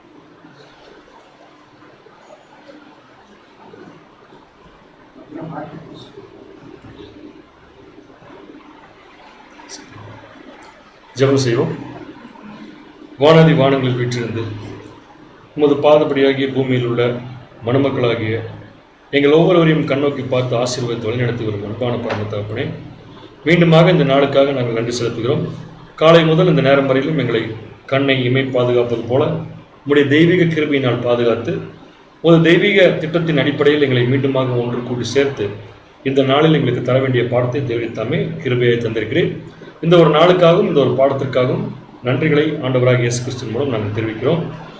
ஒவ்வொரு பாடங்களையும் நாங்கள் கற்றுக்கொள்ளும் போது அந்த பாடத்தில் பேசுபவர்களுக்கும் கேட்பவர்களுக்கும் என்னென்ன விஷயத்தை நீர் வைத்திருக்கிறீரோ அந்த ஒரு ஞானத்தை புரிந்து கொண்டு ஒவ்வொருவரும் எங்களுடைய வாழ்க்கையில் உமக்கு பிரியமாக வாழ்வதற்கு என்னென்ன விஷயங்களை மாற்றி அமைத்துக் கொள்ள வேண்டுமோ அதை நாங்கள் புரிந்து கொண்டு செயல்பட ஞானத்தை தேவரித்தாமே பரிசுத்த ஆவியின் மூலம் தர வேண்டும் என்று நம்மிடத்தில் கெஞ்சுகிறோம் தாப்பனே.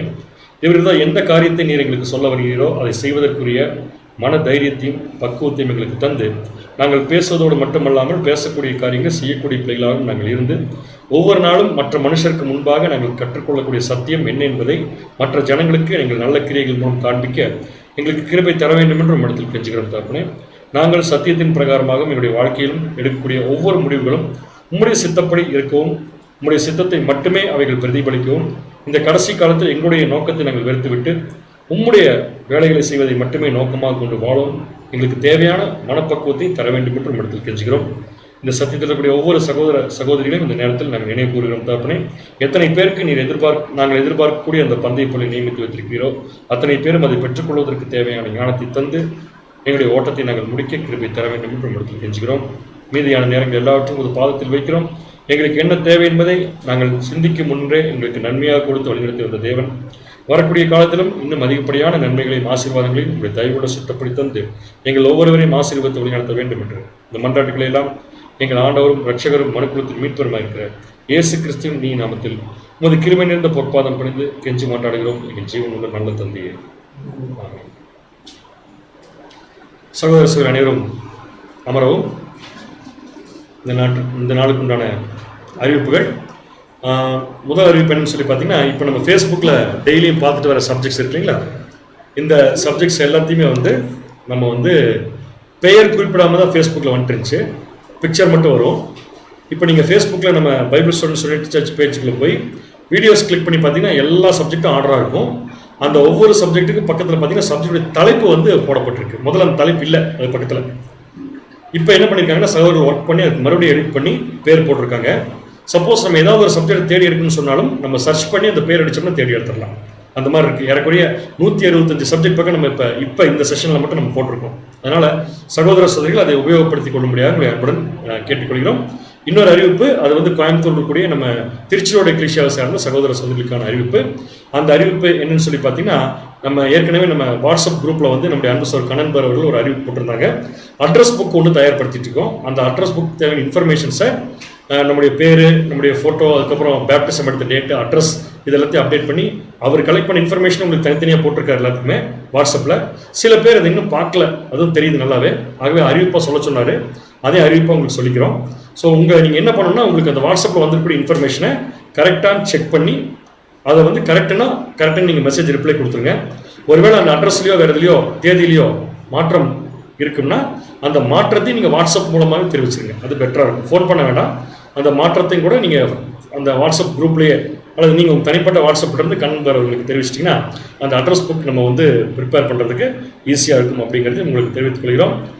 ஒவ்வொரு நாளும் தேவன் நமக்கு கொடுத்து வரக்கூடிய சத்தியத்திற்கு நன்றி செலுத்திக் கொண்டு மீண்டும் நாளை மாலை 7:15 நாம் சத்தியத்தோடு சந்திப்போம். தேவன் தாமே நம் அனைவரையும் ஆசீர்வதித்து வழிநடத்துவாராக. ஆமாம்.